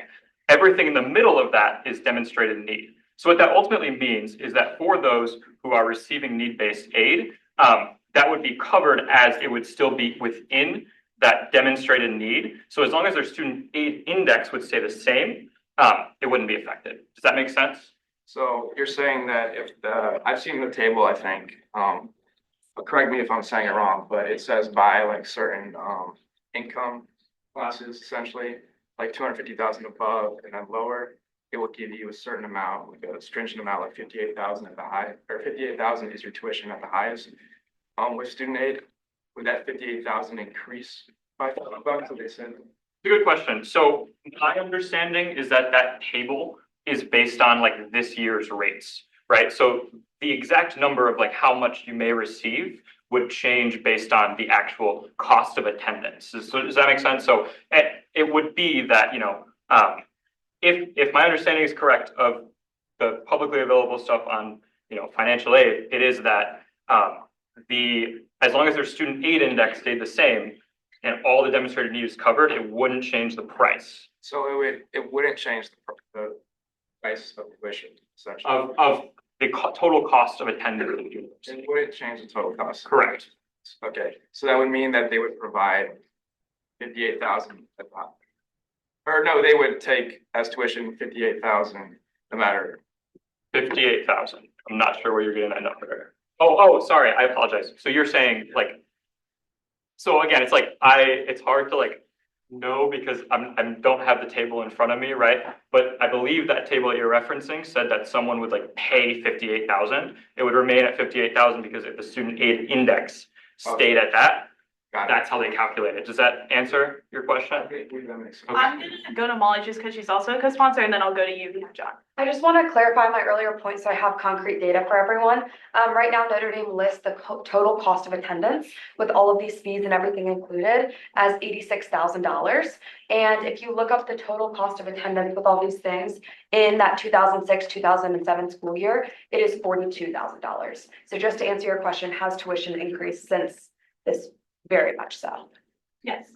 I'm kind of just curious about, this doesn't really relate to what's going on right now, but I'm still a bit curious as to how you came up with like with that figure, because have you conducted like some kind of financial analysis or like something like that behind it? I'm just curious because you were saying how it's a lot lower than like the 15 other universities that how did you come up with this? Yeah, I'll let Hunter take this and I might add on.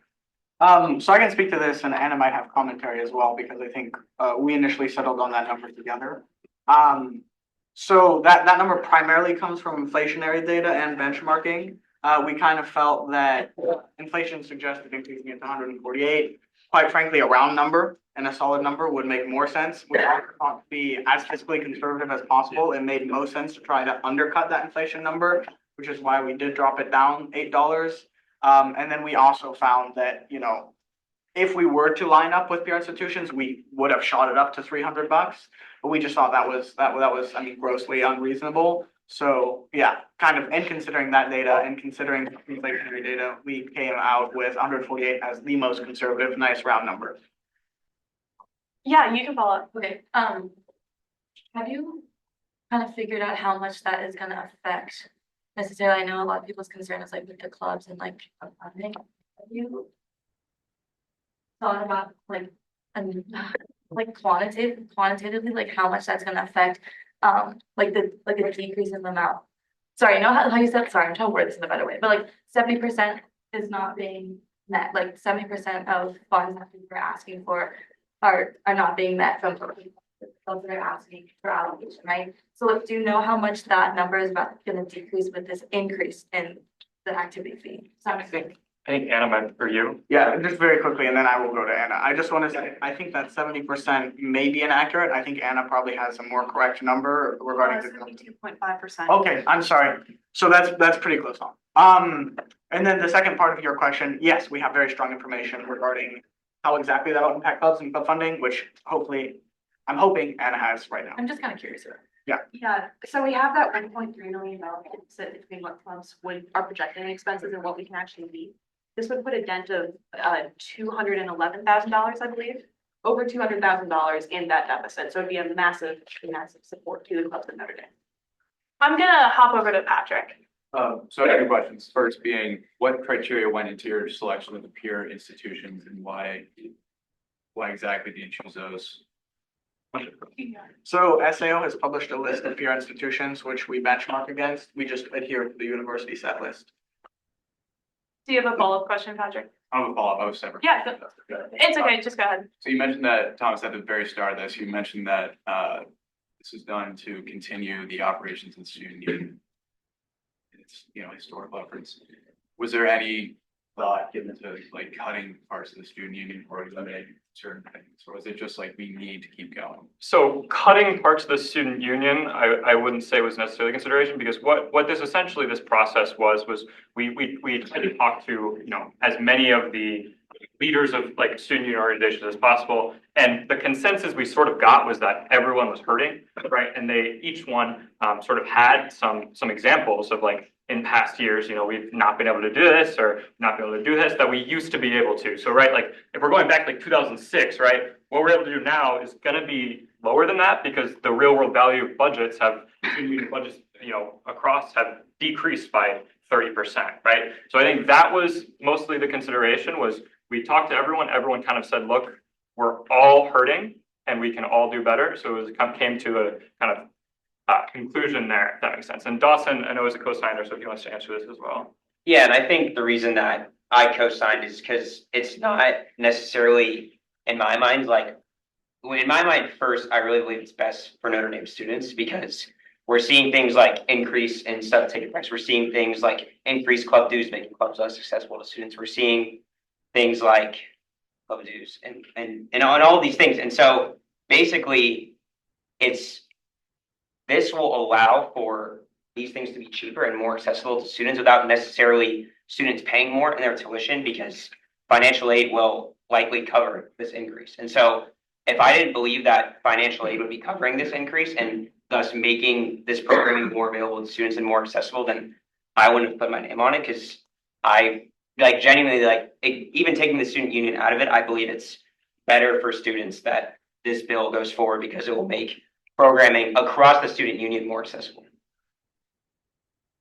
Yeah. I think Dawson kind of just answered it, but how would this impact like club fees and club dues? Would it impact that at all? I can let Anna, if you want to talk about that. Yeah, so what we see often in the CCC is we'll have a club apply for funding. We'll meet as much of it as we physically can. And then they'll look at it and they'll say, well, that's not enough. So what they do is they turn to fundraising, but there's only so much a club can fundraise. And that delta is generally individual member contributions, be that additional dues, be it travel fees.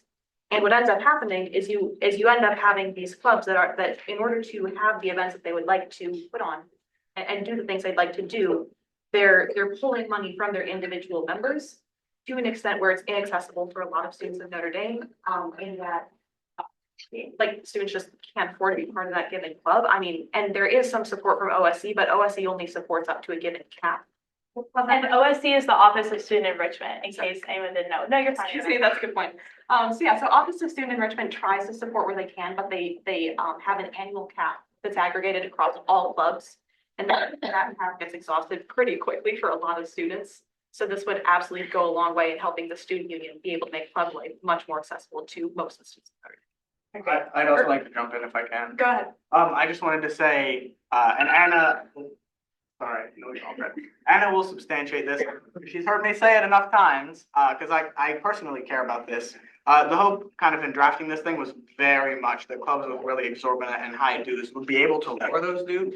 and make their clubs considerably more accessible as a result of this increased revenue. I mean, I know many, many people who have wanted to be involved in clubs, but haven't been able to stomach the due cost. So at least from my perspective and sort of pulling this together in the earlier months, that was very much top of mind. All right, great. I see all of your hands. Just want to make sure I get to everyone. Urban. So Anna, you mentioned that the increase would decrease the 1.3 million deficit right now to by $200 or $200,000, $11 and not $211,940. So that would still be 1.1 million less in deficit. So wouldn't that mean that club we still have some clubs who still not have enough funding and just still charge dues or something, or what would be, because if they still can get the funding? It'd be significantly better. I mean, this would be a massive boost to the CCC's allocable pool of money. So we'd be able to do a lot to improve the current standing of club life at Notre Dame. But still, they still be some clubs who still charge dues, even if they don't get the chance to get increased budget. I mean, yeah, there would still be some dues, but I mean, the quantity that would be charged would be able to be lessened. All right, just gonna. Yeah. Sure, if it's very relevant. Sure, very relevant. I would also just say, to Anna's point, even if 100% of the entire budget was allocated to the CCC, there would still be club need that wouldn't be met. So unfortunately, I think just the sheer funding reality is such that it will be impossible to, at least for the time being, completely eliminate that delta. All right. I'm gonna hop back to Walker just because he says it. What is the average attendance at events that require funding? And along those lines, what is essentially the cost per person of attending an event? I feel like those are relevant issues that I would like to consider. So I can clarify cost per attendant for the organization or cost per attendant for the attendant? Club A puts on an event that 10 people come to and spend $200, and that's $20 a person. Okay. So what would that look like overall, kind of across clubs? What kind of numbers are we looking at in terms of what's required to put on effective programming for students? Sure. I can't speak to that if any of the organization leaders can. Emily? I mean, I think it's difficult, whether you're considering the event that even within some, considering a community engagement event where it's a walk by where we'll serve 80, 100 people versus a concert where 800 attendance. But I can say, for example, this year the concert attendance, the ticket prices didn't even cover that cost. On top of that, we have to pay another pay tax versus another paying the band, paying for other things. And so I think if we were able to have a greater budget for certain things, and this isn't even about sub, this is about other clubs, other organizations, increasing the rates, increasing the growth rates. All right, great. Okay, great. I'm gonna go with Jaden just because that's our hand. So someone brought this to me. Will this benefit smaller clubs disproportionately, or is it just wide marketing? Yeah. So the question, well, what do you mean by disproportionate? Will a large percentage of the funds go to a smaller club rather than a more club that's already set in stone? You know what I mean? I'm not entirely sure I understand your question. There's so this person said there's 32 different pre-med clubs that are all competing with each other, and there's smaller ones and bigger ones. So would it just help the smaller ones opposed to the bigger clubs, or it's you spread out evenly? So what this would do is this would augment the overall pool of money Notre Dame that the CCC has to give to all the clubs. And what our allocation process does is it takes a request from each club, and the request itself kind of baked into it. It adjusts, it kind of scales per how large the club itself is. But in terms of this disproportionately impacting smaller clubs, it wouldn't. The CCC's allocation process does have an additional check to make sure that the impact of the money is as large as possible. In that we have an allocation that does reflect the number. So when. Mason, do you have a question? I have a question to you and then a question to. So you can only question co-sponsors. If there's a question there, it can be sort of done in debate. Okay, well, I'll just have another response. So as someone that's not sponsoring the bill, you can't respond. You can ask me something and then you can talk about his point in debate, if that makes sense. So I can't talk about this point right now. No. Not right now. In debate, yeah. Yes. Jack or John, sorry.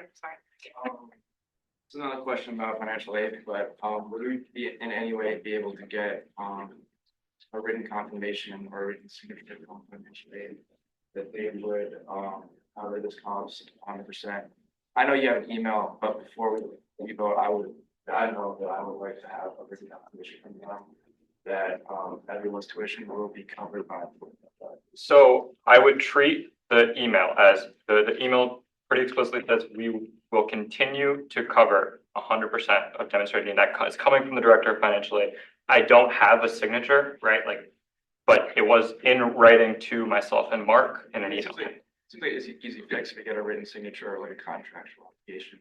If we could do that, I would. So I can answer that in terms of procedure. So because we are hearing the order right now, it wouldn't be possible like within, I mean, like we're hearing it now, right? We're gonna vote on it now. So no would be the answer there. We table it until we get that written confirmation. It's something you can do. Yes. Can I add a point? Oh, yes. I was just gonna say, sorry, Maeve. I was just gonna say, and maybe Mo has more insight on this actually. I don't think we can enter into a contractual obligation with the university in that way. Like, can we contractually say? Really answer that question. Okay, my impression, okay, that's fine. I thought you might. My impression is definitely that, we just like, I mean, I don't know who even would sign it from our end. Like, I don't think we can get a contractual legally binding, like, oh, you said you have to, therefore you must. Yeah, it's not not something that's ever been done, and there's no procedure as to like do that. That's just my concern, John. Like, I get your point, but that's my concern. I'm with gonna let Molly and Dawson as co-sponsors say something, and then John, if you still have a follow-up, we'll go back to you. I agree that I think it's super unlikely that we'd manage to get a contract, but I think something to keep in mind and might make people feel better about financially keeping their promise is that one of Bob Dowd's really big initiatives is this Pathways to Notre Dame, which increases the accessibility and the number of people who are able to receive financial aid. So even though we might not be able to get that signed contract, I think this big initiative should give people confidence that financial aid will do everything they can to cover anyone who has trouble fulfilling this fee. I'll let Dawson go, and then you can respond, John. And from my understanding with the demonstrated need, that's obviously not changing for a student. If whether it's $86,000 or $186,000, there's only so much a student and family can pay, and an increase in tuition isn't going to change that. And so I don't really, from my understanding and my kind of belief of this system, I don't think that it would necessitate like just because tuition's more means you're expected to pay more because like. Go ahead, John. Response to that, I know with the way inflation works, that the value of the. Oh, excuse me, I'm sorry, I misphrased. So if you have a follow-up question, that's fine, but if you have a point of debate, we'll have to wait. So if you have a follow-up question. Point of inquiry. Yes. So as an order, this requires a 2/3. Correct. That's correct. 2/3 majority vote. Okay, so like, I would say inflation, it could be covered, unless we have like proof that they will do this, it could be covered under inflation if they do the percentages without taking into account the increase. So here's my answer to that is that, so the student aid index, that could increase, right, with inflation, but ultimately it would be that increase that increases someone's cost and not the fee itself. Does that make sense? Yeah, but that would, the fee added as a percentage onto, I mean, I could do the math right now if I had an Excel sheet. But if we had $50, if they take that as a percentage of total tuition, including fees, that would in effect increase financial, we may have to get to pay under financial aid. Not necessarily. So Harry, if you want to. It's my understanding that they don't calculate the student aid index based off of tuition. Correct. It's like a separate calculation. I'm gonna give you this last follow-up question, and then I just have to move on. So this is why I believe we need a contract or at least a public statement. So is there a question here? Yeah, we can talk about that in debate. We do need to stick to questioning. I apologize. I'm gonna go to Zach. I was just gonna say, to put it a lot more simply, like, so the financial aid office just says, if you can pay $40,000, that's what you're gonna pay, and just because we raised the cost by $45 doesn't mean people can pay $40,000 and $45. They're still just gonna pay $40,000 because that's your demonstrated need, and they've continued to promise to match that, and they do that on a yearly basis, so. I'm gonna let Laura go. If financial aid can just cover the cost of this increase, why can't we get the money from a place that's not raising? This is just getting into. Yeah, that's a great question, that I can go ahead and answer. So, the student union is actually financially separate from the University of Notre Dame, which is a good thing, right? Because that means we can do things like pass resolutions saying like, oh, Father Jenkins went into the Rose Garden. We're gonna, with no mask on, we're gonna shoot that down, which happened when that happened in 2020, right? So like we can pass controversial things. We can call on the university to divest from, like these great, and that's because we're not financially reliable on the university. So the university cannot, the university as an entity cannot directly subsidize the increase in inflation.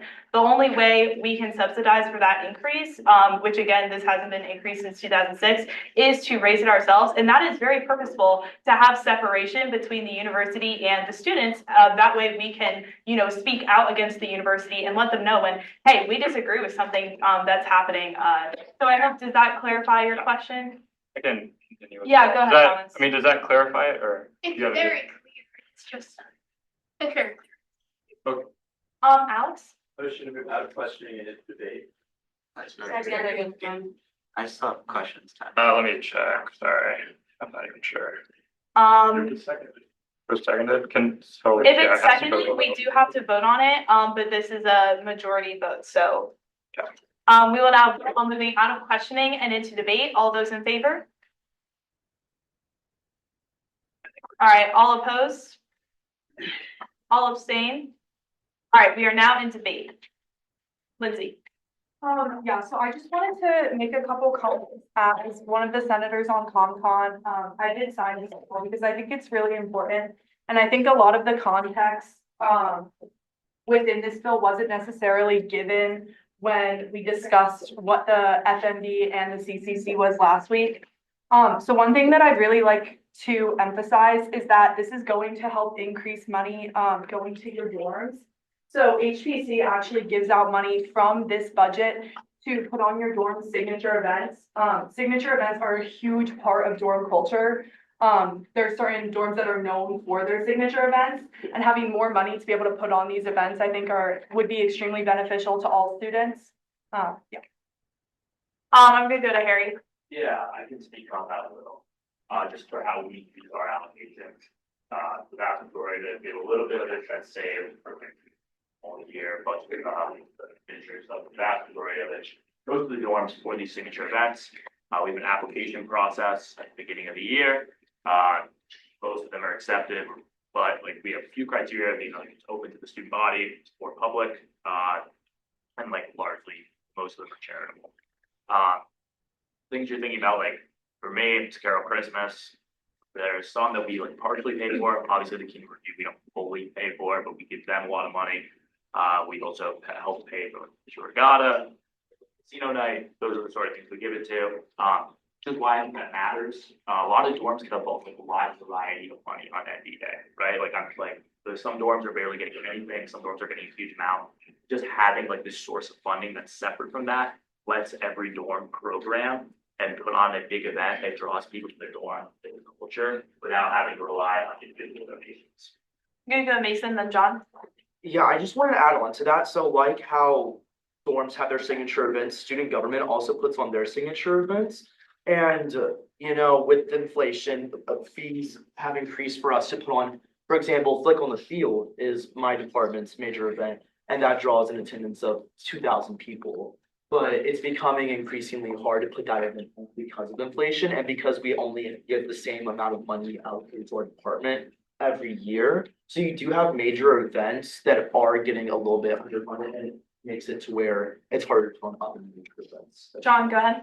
Yeah, I can't speak for every dorm here, but I can speak for my dorm because I'm friends with the president, so I know what our financial situation is looking like.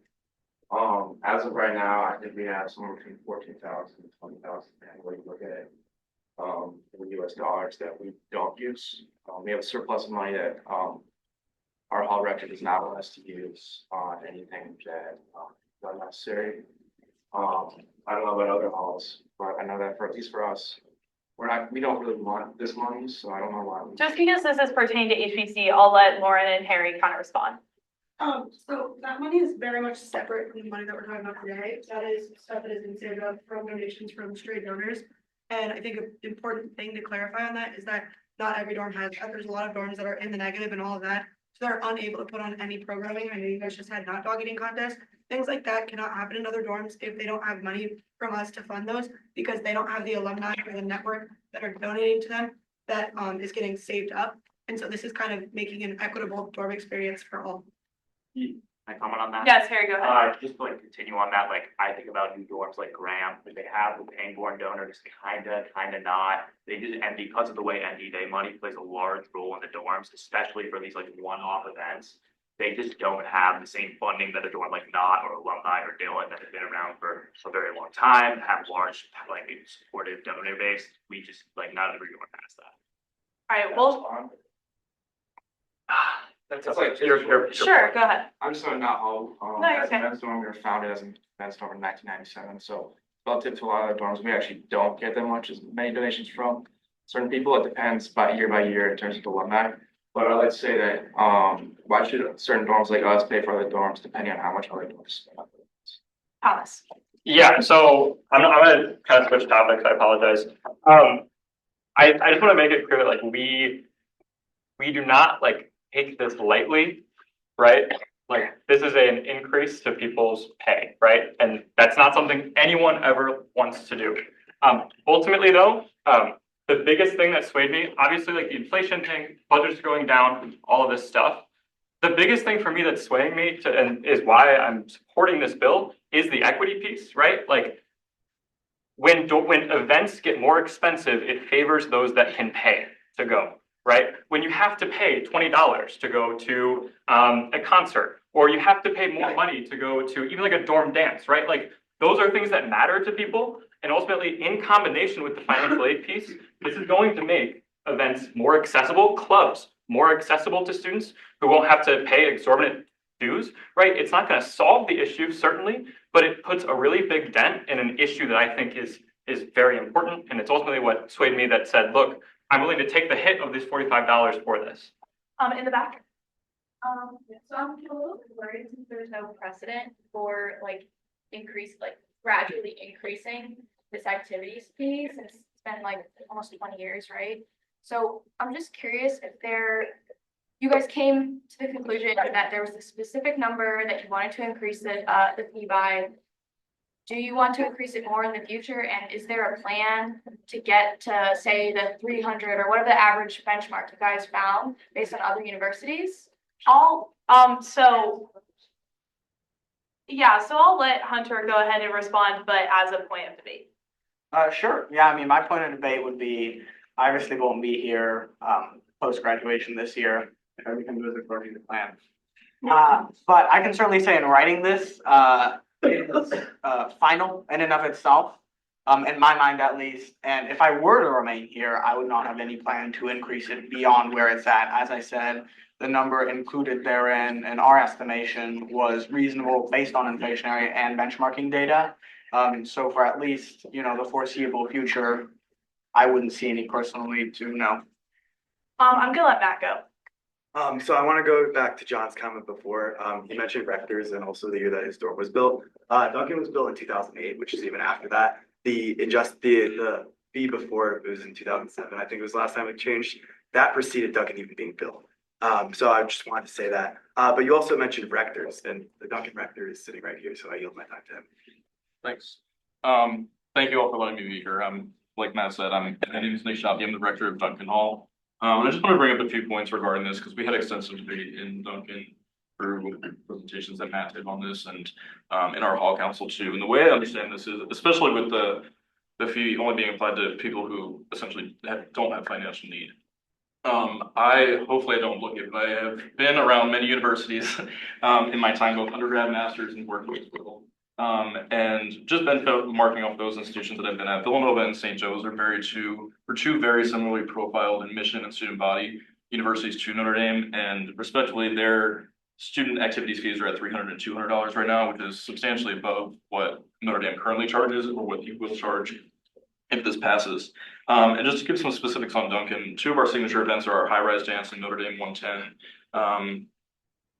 Based off of 2020 numbers, ND 110 costs us $2,160, and this year costs us $7,911, which is upwards of $5,700. And high rise this year is costing $35,637, which is very steep. And just 4 years ago, it only cost $25,305. So you can see the increase in that. And a lot of that is pushed onto students who want to go and have to pay for that. Personally, as a rector, I'll save you all like what my job description is, 'cause I'm sure you know. But my job is to advocate for students and make sure that they're able to equitably access a lot of things the dorm does.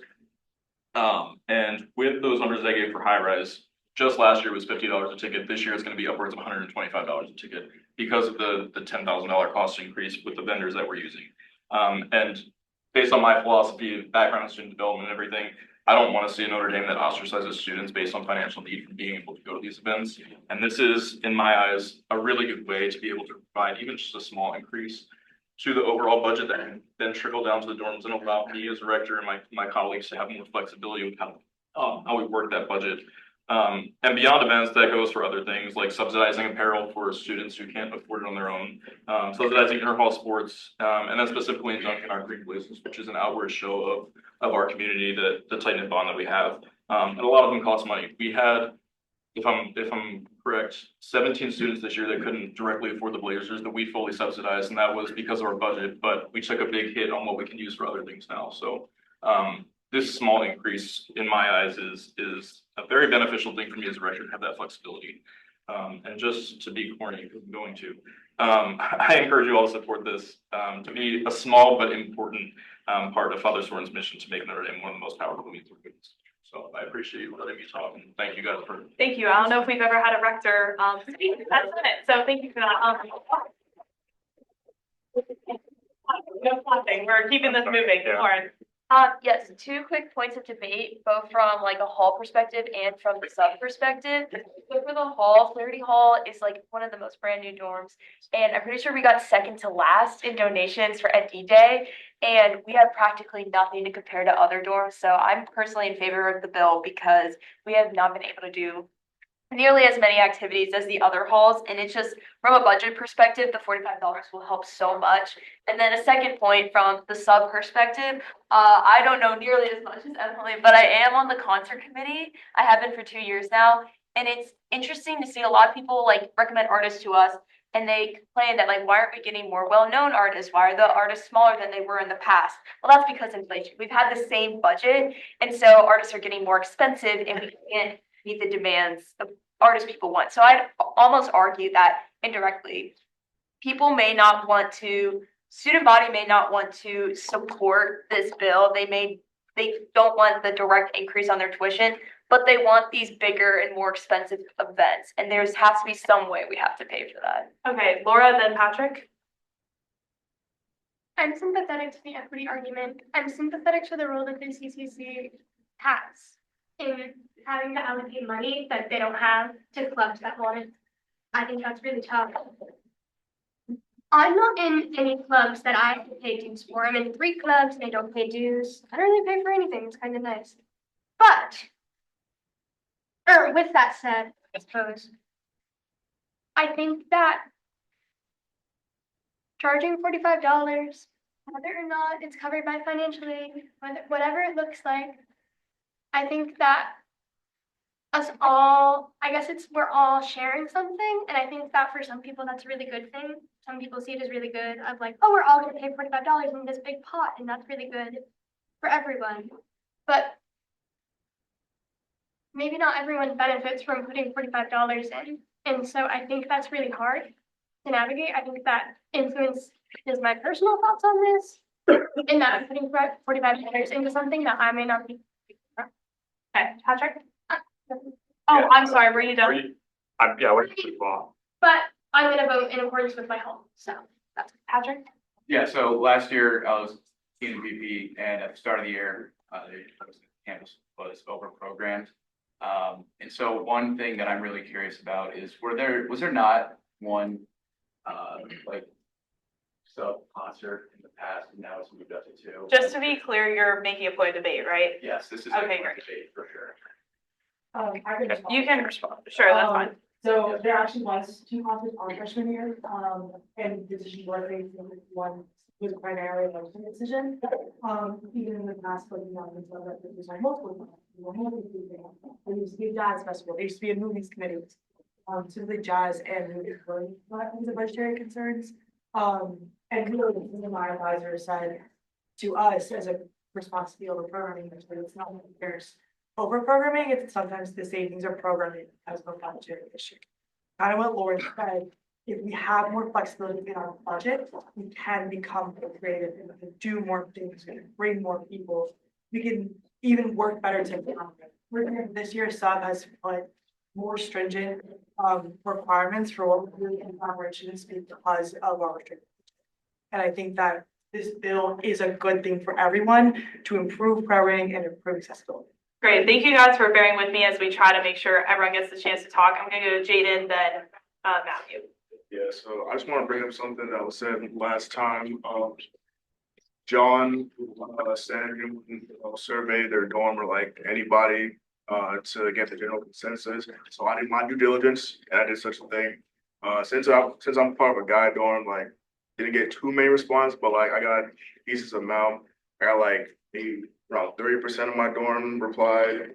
I sent the survey out like Monday morning, and then these are the results I got back today. Thomas helped me out creating the survey. Everything I wrote in this is completely unbiased. There's no swaying here or there. It's just what people think and the response they gave me.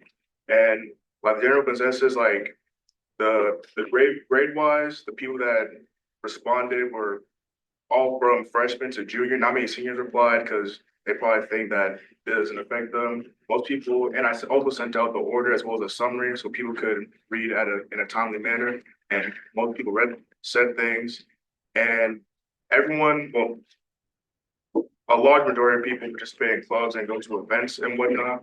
And concerning the proposed order, more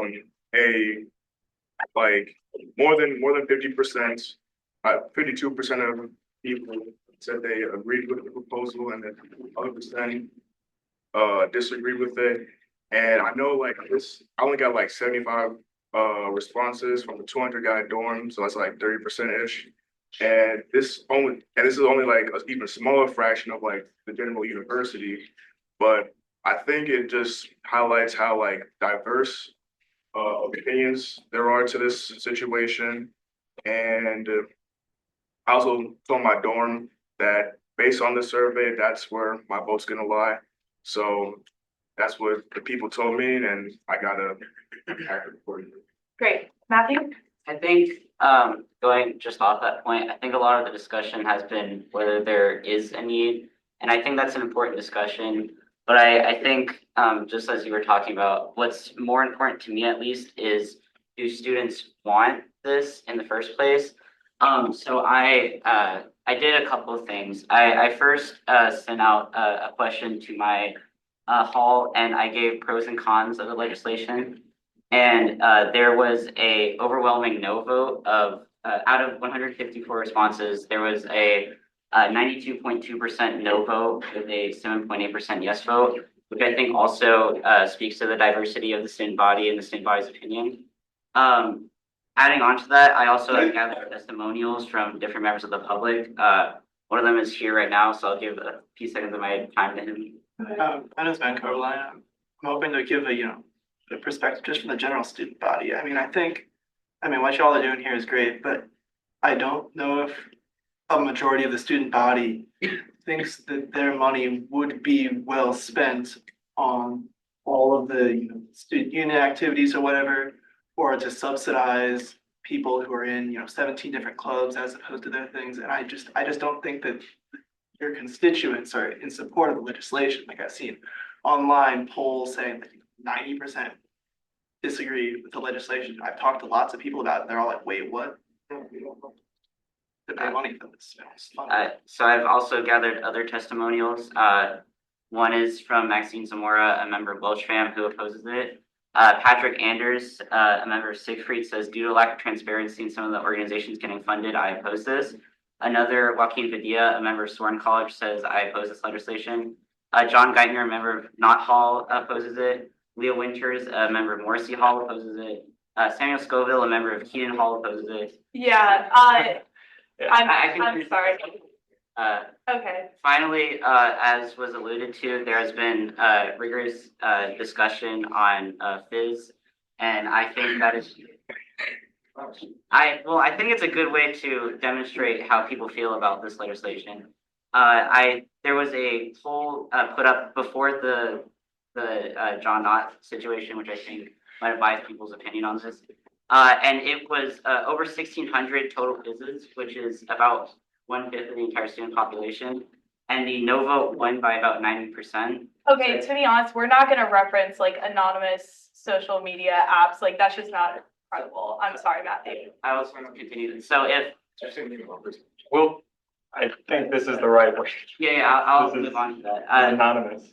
I will just say, if there's such debate as to what the student body feels about this, and I think there is extremely varying opinions on this, I think the best course of action would be a referendum or a survey on this issue, which could be sent out to every single student and have them vote on this issue. I don't think us deciding this right here and right now is in the best interest of the student body, and I will be voting against it. Okay, yes. Okay, I know where I stand, personally, but then I did, like, I went to hall council last night, proposed like the summary. I gave everyone like a very descriptive, like, overview of the bill, and I asked them to come talk to me if they had questions and give me their opinions. One opinion, I'm surprised no one's brought it up yet, but student athletes are like opposed to this. And I mean, this is not like my opinion, but this is just the opinions I heard. They said they can't join any clubs or organizations, like they're not allowed to. So they didn't think it was fair for them to be paying the increase of student tuition fee if they can't benefit from it at all, because they can't join any clubs or organizations. Yeah, head to Lindsay. I don't know the exact answer on that, but some things I really wanted to harp on are the fact that dorm dances aren't necessarily equitable to all dorms at the moment. I am in McGlynn, which is the biggest girls' dorm on campus. However, we still didn't have a dance finalized for the fall until about a week ago. Dorm dances are a huge part of Notre Dame culture, and I know that there are many other dorms struggling to find venues because of costs, among having, like, being forced to go off campus and share locations with other dorms to even make the dance feasible, and this would assist with that because dorms would be getting more funding. So I think from an equity standpoint, it's just like these events that make Notre Dame aren't being able to be put on any longer, and that's not fair to any student.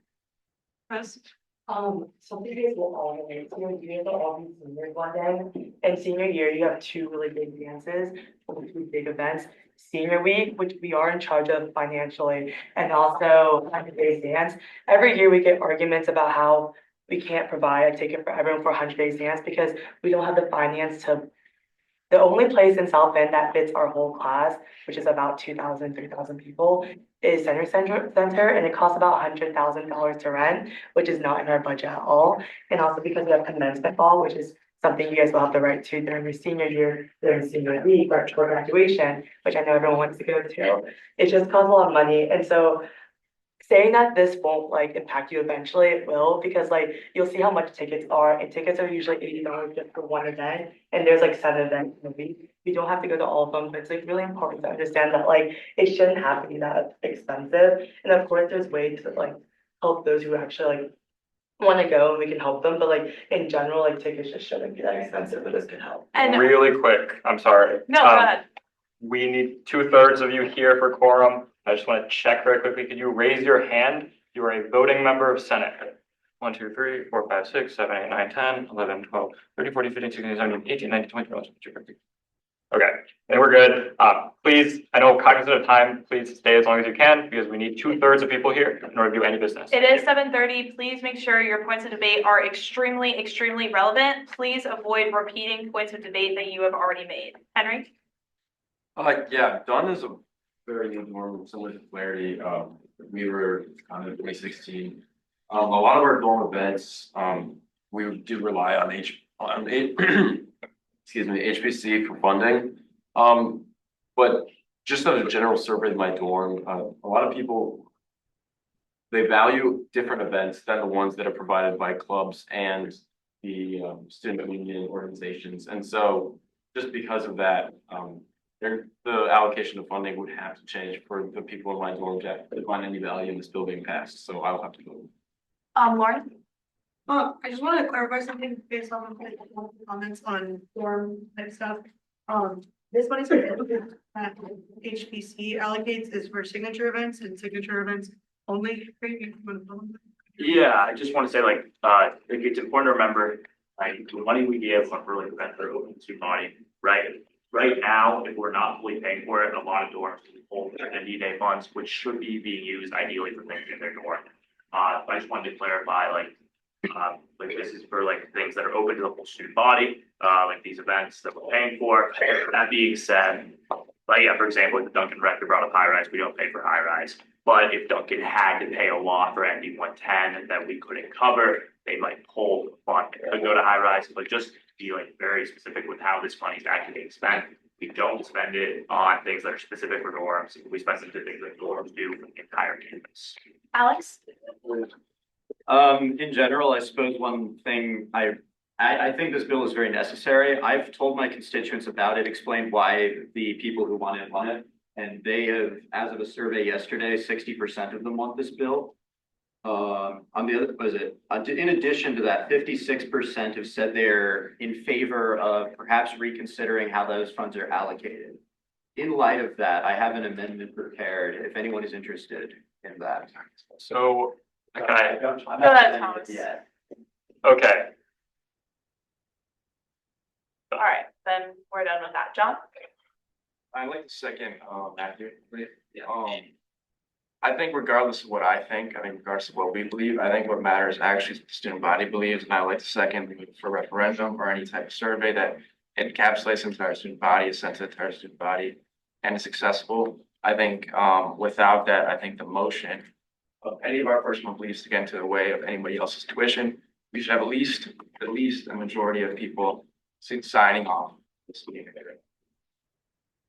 Do you have a response to it? Yeah, my response would be that I understand that. I will say it is kind of the purpose of Senate, right, to be a representative of your dorm's interests so that everyone does have representation in this body. Every student has a representative in this body that they've elected to do that. And it is the direct responsibility of Senate, as outlined in our Constitution, to analyze and change anything related to fiscal policy. So while I understand the concern that, we need to gauge public, I think it's a very relevant thing to do, to poll your dorms and vote on that way. But ultimately, a fiscal policy decision is outlined in the Constitution as something that is an outlined responsibility of the Senate. If you have a response, John, that's fine. I 100% agree, and I 100% agree with everybody, regardless of the outcome, who went for a vote in their respective halls. I just believe that a referendum would be more impartial than anything we could do here. I also believe that while that is true, our job as a whole is to represent the student body.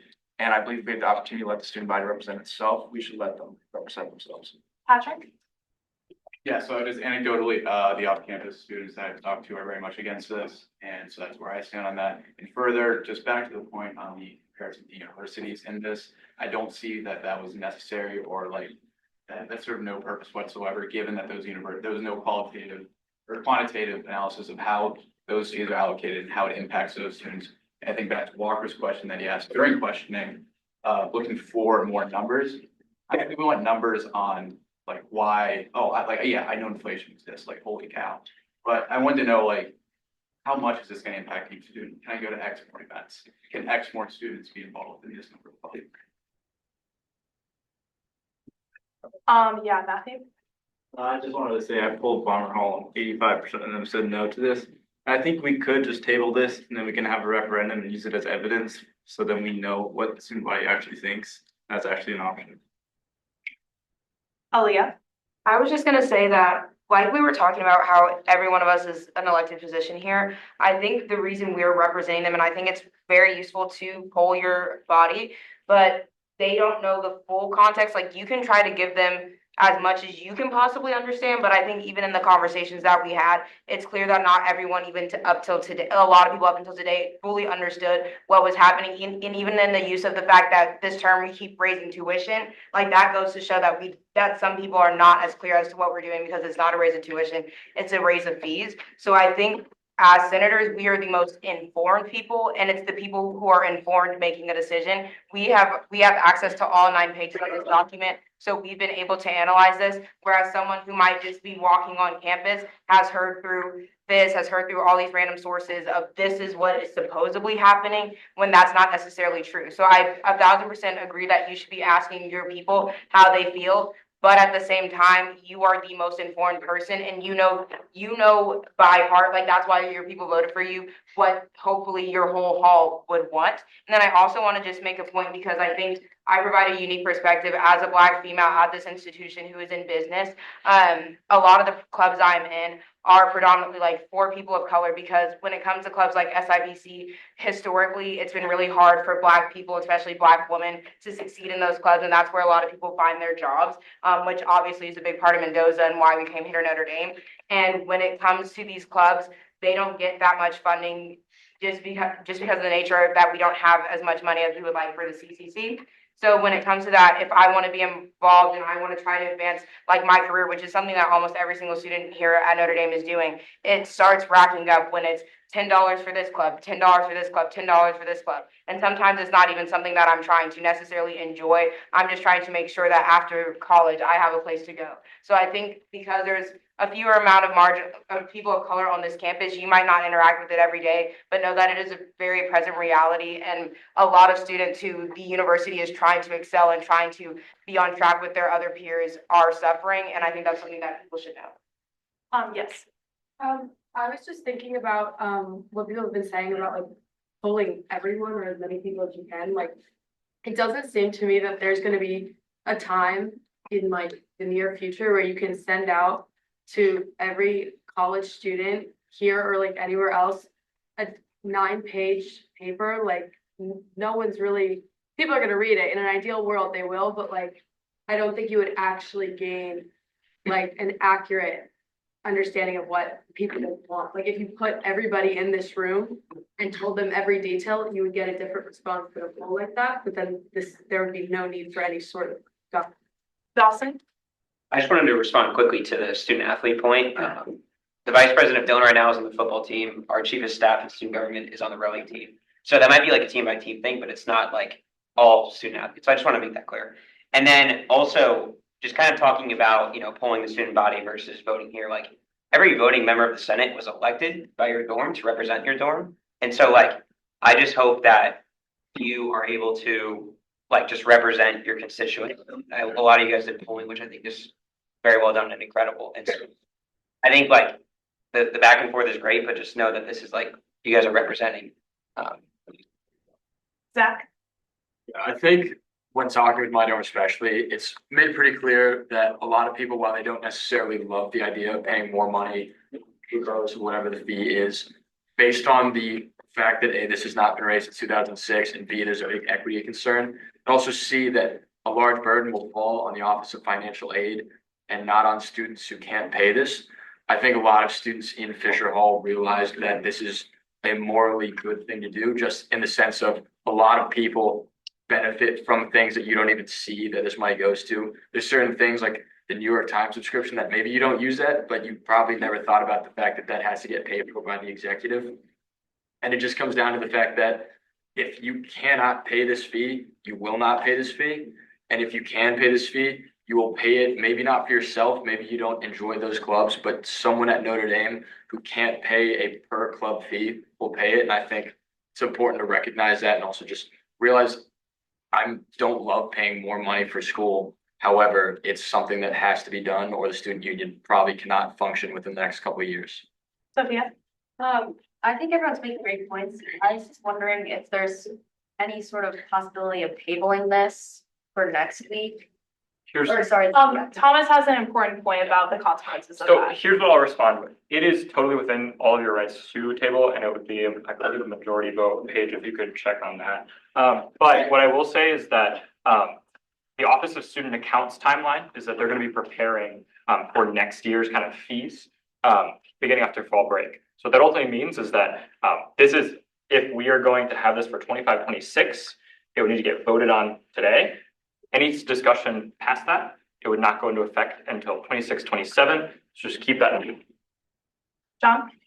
I'd like to respond to Leia's comments, and to be honest, for the most part, I 100% agree with everything she said. But what she does say makes me feel more strongly about my point. She said that people are unaware of what goes on here, what's in the bill, and therefore they would not be great people to vote for that. I think that might be the number one problem with the Senate, and the reason why I am so strong against this bill is because there is absolutely no transparency on behalf of us in terms of expressing this to the entire student body. I mean, I know from a lot of people I know a lot of people that, I mean, from the student body and that outrage that came on, obviously over certain platforms, is that people had no idea this was happening until about a day and a half ago, which I think is honestly messed up considering it's a crazy competition.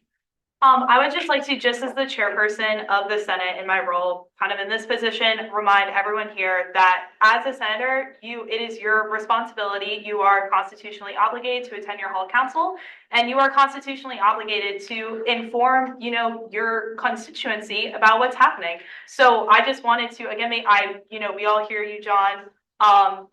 You're making a valid point, but also just a reminder of kind of what our roles are. You all took an oath.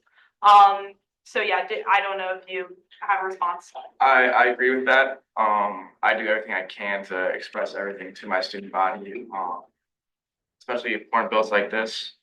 And for the most part, people in my dorm knew about this a week ago, which is when I heard about it. I believe other people in other dorms, some people in my dorms haven't heard what I had to say or weren't listening. That if it's an error from us, it's an error from us. We have to take accountability for that. The truth of the matter is that a lot of people on campus, and I believe the majority of people on campus actually had no idea this bill was in the process of being passed. Okay, thank you. Francesca? I was going to say we looked at it today to a vote. Second. We will now vote on ending debate and proceeding to a vote. All those in favor?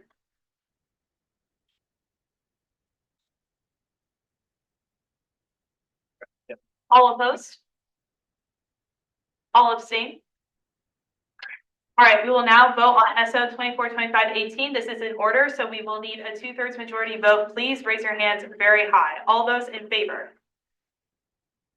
2, 6, 7, 8, 9, 10, 11, 12, 13, 14, 15, 16, 17, 18, 19, 20. And 20, 20. All opposed? 1, 2, 3, 4, 5, 6, 7, 8, 9, 10, 11, 12. All abstain? 2. My understanding that's fails. 2012, 2. 2012, 2. Prior to 2/3, that motion fails. Oh. We do not clap on a failed. We clap when things pass, when certain, good outcomes for people, we do not clap.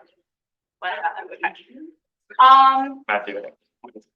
Do you have a point of inquiry? I was gonna. We have no new business item. I was gonna motion to. You announce. Oh, sorry. Are there announcements? Are there no? Are there any announcements, at all? Yes, Lindsay? I'm meeting with the people at Rec Sports tomorrow. It's very important. They should be in after fall break. Get excited. Let me know if you want to sign it. Great. Any other, Aaliyah? Class of 2027 merch just dropped. It'll be available until the Wednesday we get back from break. We had some awesome people design it and it's really cute, so you should buy it. Any other announcements? Announcements? Yes, Judy. Motion to adjourn. Second. Anyone out vote on adjourning? All those in favor? All opposed? All abstain? All right, have a good fall break, everybody. Fall break.